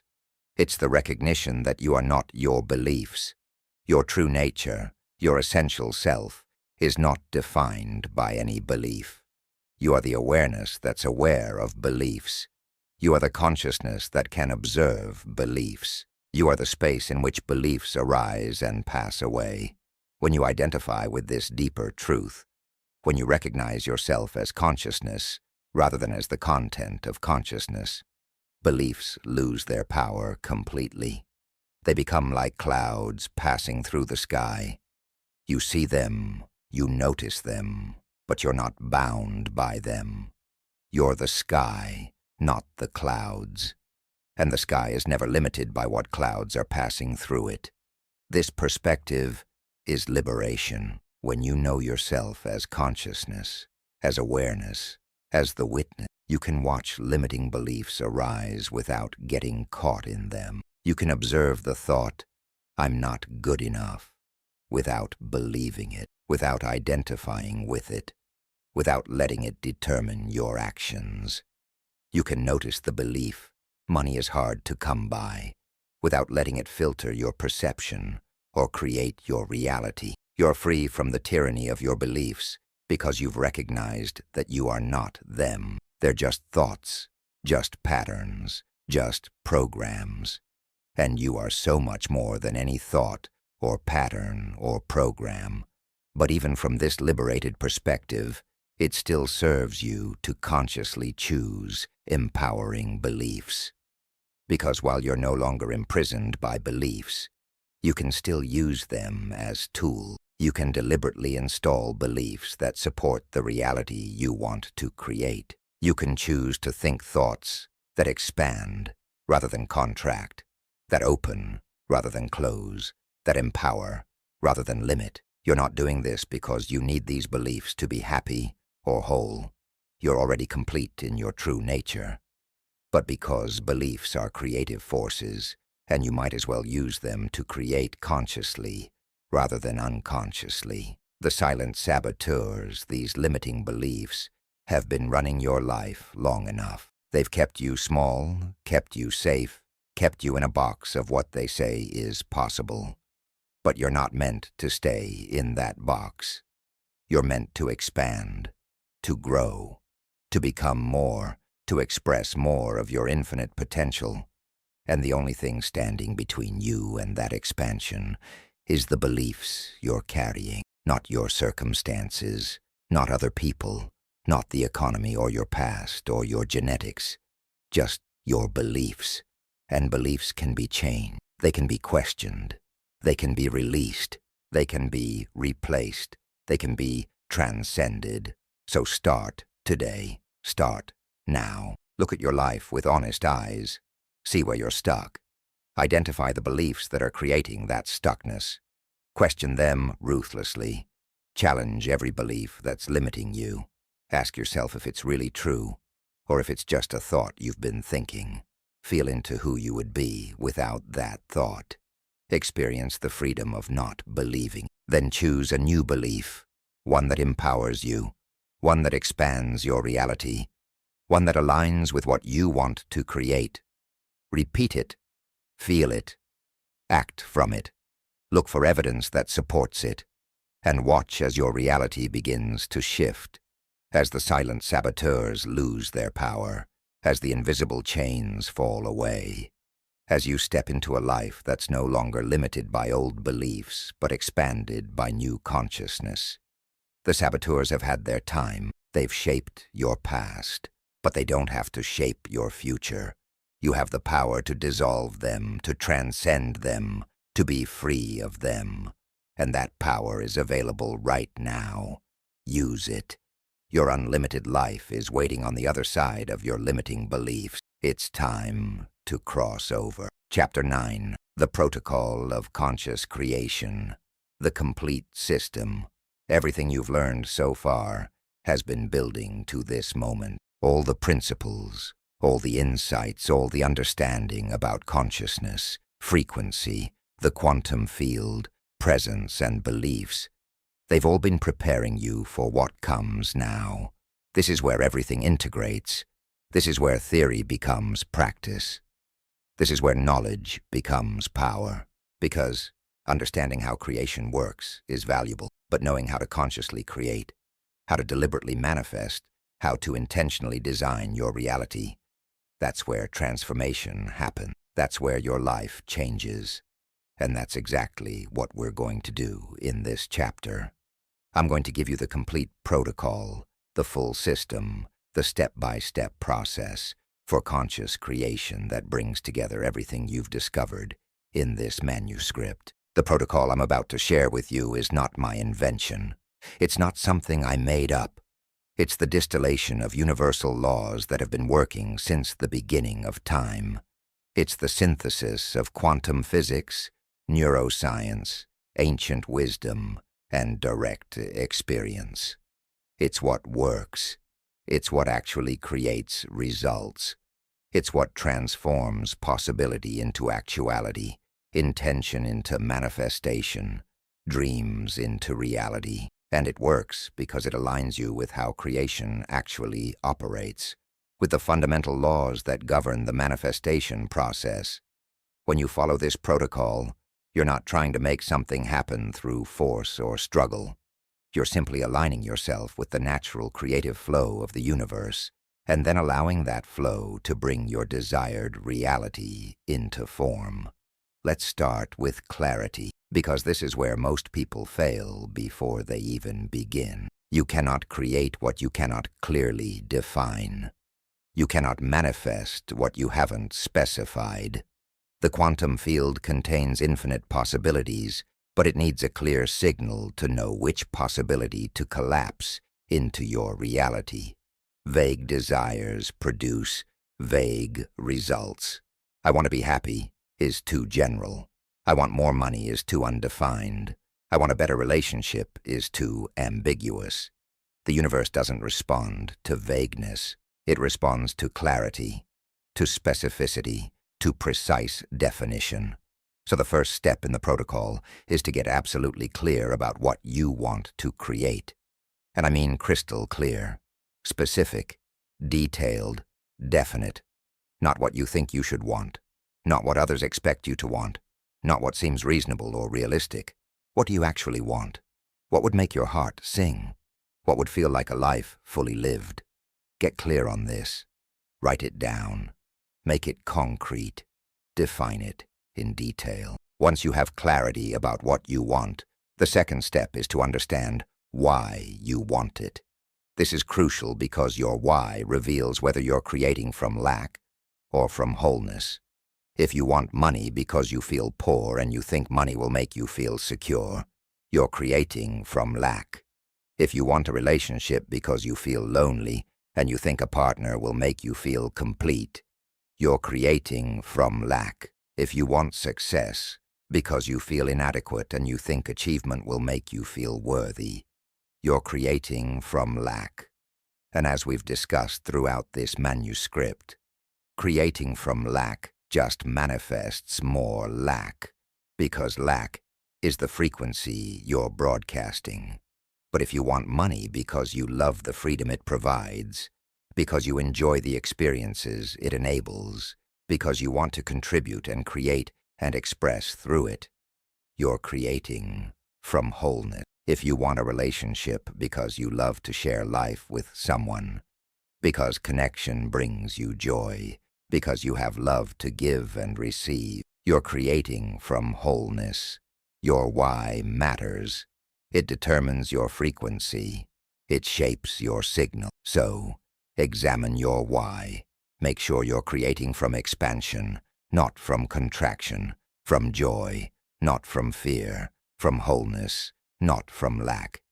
The third step is to connect with the feeling of your wish fulfilled. This is where the magic happens. This is where you activate the creative power that brings your desire from the invisible realm into the visible world. Remember, the quantum field doesn't respond to your words or your wishes. It responds to your frequency, to your vibration, to your emotional state. So you need to feel what it would feel like to already have what you desire. Not think about having it, not visualize having it, though that helps. Feel it in your body. in your nervous system, in your cells. If you've already manifested your desire, how do you feel? Joyful, grateful, peaceful, abundant, excited, free, loved. Generate those exact feelings right now. Don't wait for the manifestation to feel them. Feel them first. This is the key. This is the secret. This is what collapses the quantum wave function and brings your desire into form. Feel it now, as if it's already done, as if it's already yours, as if it's already your reality. The fourth step is to embody the identity of the person who has what you desire. This goes beyond just feeling the emotions. This is about becoming that person at a fundamental level. How does that person think? What beliefs does that person hold? How does that person move through the world? What choices does that person make? What actions does that person take? You need to start being that person now, not waiting until the manifestation shows up to become that person. If you want to be wealthy, start thinking like a wealthy person thinks. Start believing what a wealthy person believes. Start making decisions from a mindset of abundance. If you want to be healthy, start identifying as a healthy person. Start treating your body the way a healthy person treats their body. Start making choices that a healthy person makes. If you want to be successful, start carrying yourself like a successful person. Start showing up like a successful person. Start acting from the confidence and clarity of someone who's already successful. You're not pretending. You're not faking it. You're becoming it. You're stepping into that version of yourself that exists in the quantum field, and you're making it your current reality. The fifth step is to take inspired action. This is important because manifestation is not just about sitting around visualizing and feeling good. It's about aligning your physical actions with your desired reality. But notice I said that's inspired action, not forced action. There's a difference. Forced action comes from fear, from lack, from trying to make something happen. Inspired action comes from alignment, from connection to the quantum field, from following the intuitive guidance that arises when you're in an elevated state, when you've done the inner work, when you're vibrating at the frequency of your desire, when you're embodying the identity of the person who has what you want. Opportunities will present themselves. Ideas will come to you. You'll feel pulled in certain directions. These are not random. These are the universe responding to your signal, showing you the path, opening doors. Your job is to walk through those doors, to follow those nudges, to take those inspired actions even when your logical mind can't see the full picture. Trust the process. Trust the guidance. Trust that the universe knows how to get you from here to there, and your inspired actions are the bridge. The sixth step is to practice detachment from the outcome. This sounds contradictory, I know. How can you desire something deeply and be detached from it at the same time? But this is actually the secret to accelerated manifestation. Attachment comes from need, from desperation, from the belief that you're not okay without the thing you want. And that's a low frequency that pushes your desire away. Detachment comes from trust, from knowing that you're already whole, from understanding that the manifestation is already done in the quantum field, and it's just a matter of time before it shows up in physical form. When you're detached, you're not constantly checking to see if it's here yet. You're not feeling anxious when it doesn't show up on your timeline. You're not doubting when you don't see immediate evidence. You're simply living in the frequency of having it, trusting that it's on its way, and staying open to how and when it arrives. This detachment is not apathy. It's not caring. It's the opposite. It's caring so much that you're willing to let the universe deliver it in the perfect way, at the perfect time, rather than trying to control every detail of how it manifests. The seventh step is to maintain your frequency regardless of circumstances. This is where most people fail. They do all the work. They get clear, they feel the feelings, they embody the identity, they take action. But then, when physical reality doesn't immediately reflect their new state, when they don't see instant results, when circumstances seem to contradict what they're creating, they drop their frequency. They go back to doubt. They return to lack. They slip into old patterns. And in doing so, they cancel out all the work they've done. They send a new signal that says, "I don't really believe it's possible," and the universe responds to that signal instead. You must hold your frequency. You must maintain your elevated state. You must continue to think, feel, and be the person who has what you desire, even when your physical senses are telling you nothing has changed. This is the test. This is where your faith, your commitment, your understanding of the process gets challenged. And if you can pass this test, if you can hold your frequency in the face of contradictory evidence, the manifestation must come. It's the law. Physical reality always catches up to vibrational reality, always. But you have to hold steady long enough for it to happen. The 8th step is to practice gratitude in advance. Gratitude is one of the highest frequencies you can embody. It's the emotional signature of receiving, of having, of abundance. When you feel grateful, you're in the state of someone who's been blessed, who's received what they desired, who's experiencing fulfillment. So be grateful now, before you see the manifestation, before you have evidence, before it makes logical sense. Be grateful for what you're creating as if it's already here. Thank the universe, thank God, thank the quantum field, thank your higher self, whatever language resonates with you, but express genuine gratitude for the manifestation that's on its way. Feel it deeply. Let tears of gratitude flow if they want to. This gratitude amplifies your signal. It strengthens your frequency. It accelerates the manifestation, because you're not in the frequency of wanting, which implies lack. You're in the frequency of having, which implies abundance. And the universe responds to having by giving you more to have. The 9th step is to notice and celebrate evidence. As you hold your frequency, as you maintain your state, as you live from your new identity, you'll start to see signs. Small things at first, synchronicities, coincidences, unexpected opportunities, people saying exactly what you needed to hear, finding exactly what you were looking for. These are not random. These are the universe confirming that your signal has been received and the manifestation is in process. Don't dismiss these signs. Don't overlook them. Notice them.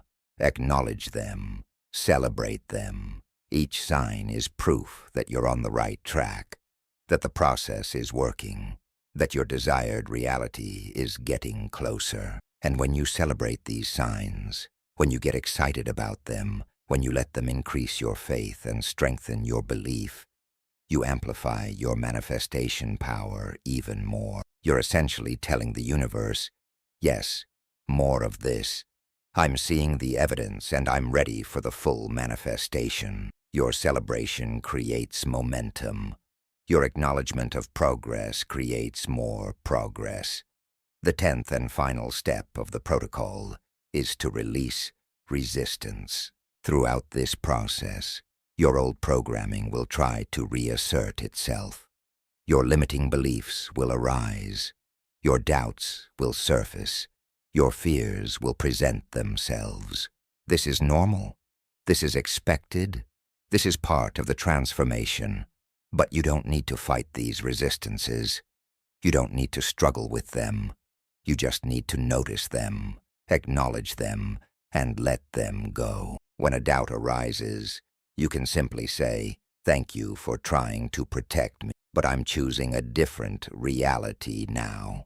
When a limiting belief surfaces, you can recognize it as old programming and choose not to energize it. When fear shows up, you can feel it without letting it determine your action. Resistance is just energy. It only has power if you fight it or believe it. But if you simply observe it, accept that it's there without judging yourself for it, and then return your focus to your desired reality, to your elevated emotions, to your new identity, the resistance will dissolve. It will lose its charge. It will fade away, and you'll be left with pure creative energy flowing freely toward your manifestation. This is the complete protocol. These 10 steps, when followed consistently, when practiced daily, when integrated into your way of being, will transform your life. Not because they're magic, not because they're some special secret that defies the laws of nature, but because they align you with the laws of nature, with how creation actually works, with the fundamental principles that govern the manifestation process. Clarity tells the universe what you want. Your why ensures you're creating from the right frequency. Feeling the wish fulfilled sends the signal. Embodying the identity rewires your nervous system. Inspired action builds the bridge. Detachment removes resistance. Maintaining frequency ensures consistency. Gratitude amplifies the signal. Noticing evidence builds momentum. Releasing resistance clears the path. Together, these steps create an unstoppable force for manifestation. But I want to be clear about something. This is not a one-time process. This is not something you do once and then wait for results. This is a practice. This is a way of life. This is something you do every single day, multiple times a day, if possible. Because you're not just trying to manifest one thing. You're becoming a conscious creator. You're learning to live as the powerful being you truly are. You're training yourself to work with the creative forces of the universe rather than against them. And that training requires consistency, repetition, dedication. You're rewiring decades of unconscious programming. You're changing the fundamental operating system of your consciousness. That doesn't happen overnight. It happens through daily practice, through consistent application, through committed repetition. I recommend creating a daily practice that includes all these steps. Maybe it's first thing in the morning, before your analytical mind fully engages. Maybe it's last thing at night, as you're moving into the theta state, before sleep. Maybe it's both. Find a quiet space where you won't be disturbed. Take a few deep breaths to center yourself and slow your brain waves. Get clear on what you're creating. Connect with your why. Feel the emotions of your wish fulfilled. Embody the identity of the person who has what you desire. Express gratitude in advance. Notice any resistance and let it go. Affirm your trust in the process. Then carry that frequency, that state, that identity with you throughout your day. Return to it whenever you notice yourself dropping into old patterns. Recommit to it whenever doubts arise. Reinforce it with your thoughts, your words, your actions. This is how you become a master creator. This is how you transform from someone who occasionally manifests something to someone who consistently creates the reality they desire. And here's what will happen as you practice this protocol consistently. Your life will start to change in ways both subtle and dramatic. Opportunities will appear that weren't there before. People will show up with exactly what you need. Solutions will present themselves to problems you couldn't solve. Your health will improve. Your relationships will deepen.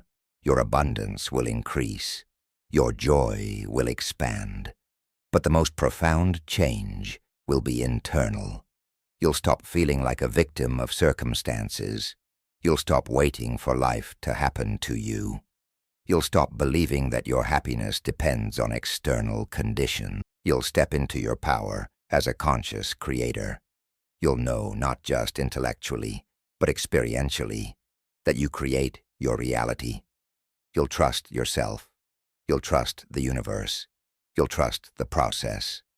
And from that place of trust, of power, of conscious creation, you'll manifest faster, easier, more consistently than you ever thought possible. The protocol is here. The system is complete. The path is clear. Everything you need to know to consciously create your reality has been given to you in these pages. Now it's up to you. You can read this and do nothing, keeping it as interesting information that changes nothing. Or you can apply it. You can practice it. You can live it. You can become it. You can transform from someone who reads about conscious creation to someone who is consciously creating. The choice is yours. The power is yours. The potential is yours. What will you do with it? What will you create? What reality will you manifest? The universe is waiting for your signal. The quantum field is ready to respond. Your new life is ready to be born. All you have to do is follow the protocol. All you have to do is practice consistently. All you have to do is commit to becoming the conscious creator you were always meant to be. The protocol is complete. Now go create. Chapter 10. The Living Manuscript. You are the author of your reality. We've reached the end of this manuscript, but in truth this is not an ending at all. This is a beginning, because the real manuscript, the one that matters most, the one that's actually creating your reality, is not the words on these pages. It's the manuscript you're writing with every thought you think, every emotion you feel, every choice you make, every moment you live. You are the author. You've always been the author. You were the author before you picked up this book, before you learned these principles, before you became conscious of your creative power. The only difference now is that you know, you're aware, you're awake, and that awareness changes everything. The manuscript of your life is being written in this very moment. Not tomorrow, not someday, not when you finally get everything perfect, right now. Each thought is a word. Each emotion is a sentence. Each belief is a paragraph. Each day is a page. Each year is a chapter. And the story being written is the story of who you are, who you're becoming, what you're creating, what you're experiencing. The question is not whether you're writing. You're always writing. The question is whether you're writing consciously or unconsciously, deliberately or by default, from power or from victimhood. Are you authoring your story with intention and awareness? Or are you just replaying old chapters, recycling old storylines, repeating old patterns? Everything in this manuscript has been pointing to one fundamental truth. You are not a character in someone else's story. You're not at the mercy of fate, of luck, of circumstances, of other people's choices. You are the author, the creator, the source of your experience. Your consciousness is the pen. Your focus is the ink. Your emotions are the emphasis. And the page, the infinite blank page of the quantum field, is always ready to receive whatever you write. It never judges your story. It never says, "That's not good enough," or "You can't write that," or "That's not realistic." It simply takes what you write and manifests it as your lived experience. It makes your internal manuscript your external reality. Most people don't realize they're writing their manuscript unconsciously. They're using the same words they used yesterday. They're writing the same sentences they wrote last week. They're repeating the same paragraphs they've been recycling for years. And then they look at their life and they say, "Why does this keep happening to me? Why do I keep experiencing the same thing?" But they don't see the connection. They don't realize that their life is simply reflecting back the manuscript they keep writing. If you write a story of struggle, you'll live a story of struggle. If you write a story of limitation, you'll experience limitation.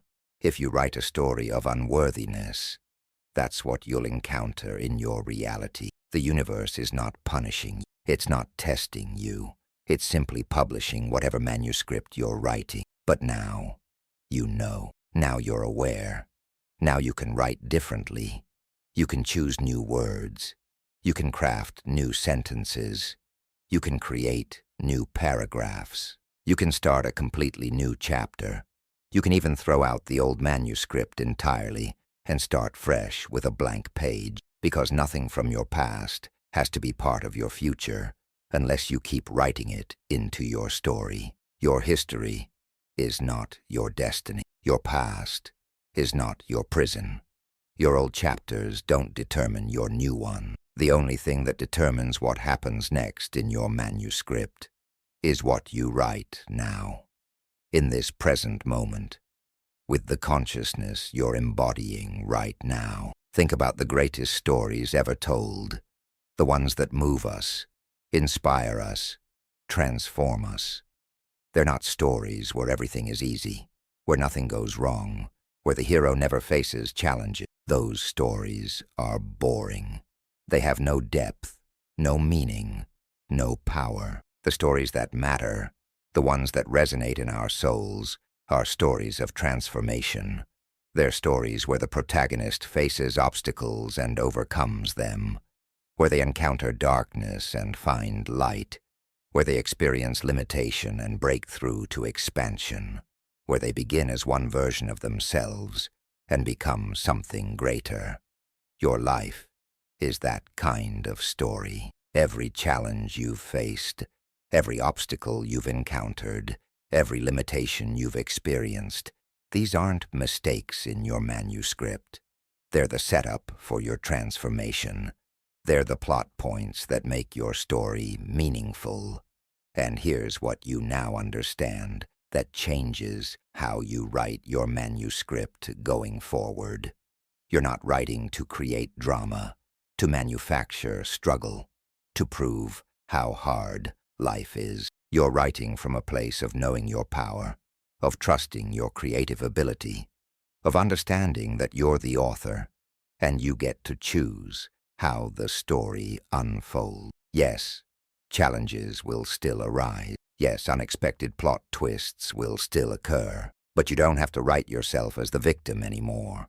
You don't have to write yourself as powerless. You don't have to write struggle as your permanent state. You can write yourself as the conscious creator who faces challenges with wisdom, who meets obstacles with creativity, who transforms every experience into growth, who uses every situation as an opportunity to demonstrate the power of consciousness to create. The living manuscript is different from a regular book in one crucial way. It's always being written and it's always being lived simultaneously. You don't write the manuscript and then live it. You're living what you're writing in real time. Every thought you think is immediately broadcast into the quantum field. Every emotion you feel is immediately creating your vibrational frequency. Every belief you hold is immediately filtering your perception. Every choice you make is immediately shaping your reality. There's no delay between the writing and the living. They're the same thing. Your consciousness is both the author and the experience. You're simultaneously writing your story and living your story. And this means that the moment you change what you're writing, you change what you're living. This is why presence is so crucial. This is why the now moment is so powerful. Because this is where you're writing. You can't write yesterday's manuscript. That's already been written, already been lived, already been experienced. You can't write tomorrow's manuscript yet. That's still potential, still possibility, still unformed. The only manuscript you can write is the one you're writing right now, in this moment, with this thought, with this feeling, with this choice. And when you're fully present, when you're completely here, when you're totally aware of what you're thinking, feeling, and choosing right now, you take full authorship of your manuscript. You're no longer writing unconsciously. You're no longer repeating old stories. You're consciously creating new narrative, sentence by sentence, moment by moment, choice by choice. I want you to imagine something with me. Imagine that at the end of your life, you're given the opportunity to read the complete manuscript of your life. Every thought you thought, every emotion you felt, every choice you made, every moment you lived, all of it captured in one comprehensive manuscript. As you read it, what story would you see? Would it be a story of someone who discovered their power and used it? Or a story of someone who played small their entire life? Would it be a story of courage and creation? Or a story of fear and limitation? Would it be a story of transformation and growth? Or a story of repetition and stagnation? Would it be a story of love and expansion? Or a story of fear and contraction? The beautiful truth is that you're writing that manuscript right now, and you can write it any way you choose. You have the power to write redemption arcs, where mistakes become wisdom. You have the power to write breakthrough moments, where limitation transforms into possibility. You have the power to write love stories, where connection deepens and hearts open.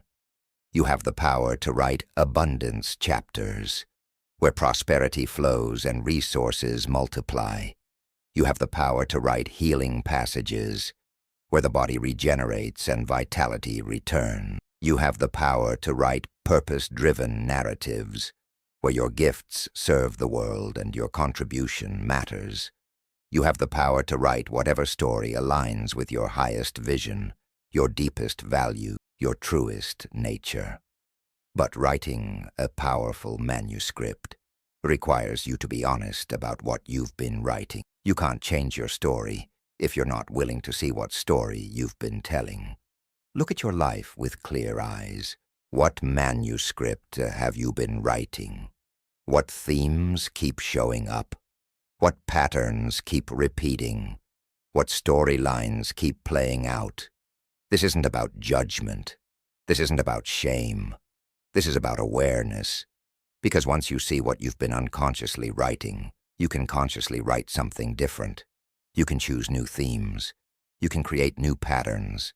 You can craft new storylines. The old manuscript doesn't have to continue unless you keep writing it. Let me tell you what I've observed in people who truly master the art of conscious manuscript writing. They understand that every moment is a choice point.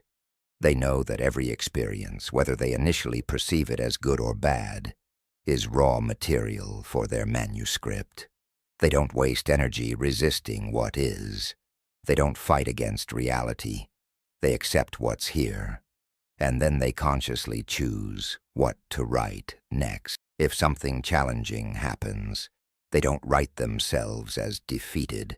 They write themselves as resilient, as resourceful, as growing through the challenge. If something wonderful happens, they don't write it as lucky or random. They write it as the natural result of their conscious creation, as evidence that they're aligned with their power, as confirmation that the universe is responding to their frequency.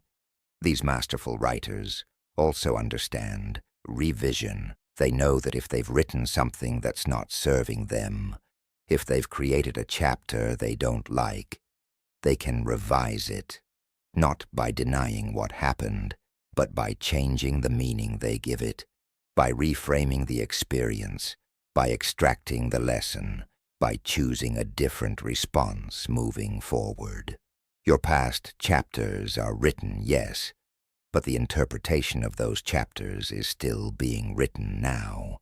You get to decide what everything meant. You get to choose what you learn. You get to determine how your past shapes your present. And when you revise the meaning of your past, when you rewrite the significance of what happened, you literally change your present and future, because meaning creates emotion. Emotion creates frequency, and frequency creates reality. The living manuscript is also collaborative in a beautiful way. You're the author of your experience, but you're not the only character in the story. Other people are writing their manuscripts too, and sometimes your manuscripts intersect. Your stories overlap. Your paths cross. These intersections are not accidents. They're synchronicities. They're co-creations.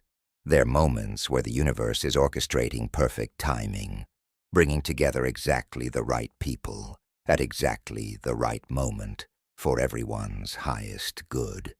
When you're conscious of your creative power, when you're intentionally writing your manuscript, you'll start noticing these perfect intersections more and more. The right person, with the right information at the right time, the perfect opportunity appearing exactly when you're ready for it, the solution presenting itself just when you need it most. This is the universe responding to your manuscript, supporting your story, helping you write the narrative you're choosing to create. And here's something profound. As you write your manuscript consciously, as you create your reality deliberately, as you manifest your desires intentionally, you're not just changing your own life. You're affecting the collective manuscript of humanity. Because we're all connected. We're all part of the same quantum field. We're all writing our individual stories in the same universal book. And when you write a story of transformation, when you demonstrate what's possible, when you prove that consciousness creates reality, you make it easier for others to write similar stories. You weaken the collective belief in limitation. You strengthen the collective knowing of empowerment. You add your frequency of possibility to the field, making that frequency more accessible to everyone. Your conscious creation is a gift not just to yourself, but to all of humanity. This is the responsibility that comes with knowing you're the author. You're not just writing for yourself. Your manuscript ripples out. It affects your family, your friends, your community, your world. When you write a story of love, you make it easier for others to experience love. When you write a story of abundance, you weaken the collective belief in scarcity. When you write a story of healing, you strengthen the field of wellness. When you write a story of peace, you contribute to collective harmony. Every word you write matters. Every sentence you craft creates impact. Every chapter you complete influences the whole. You are powerful beyond measure, and your manuscript is important beyond what you might realize. So as we close this manuscript, as we come to the end of these particular pages, I want to remind you of what's beginning.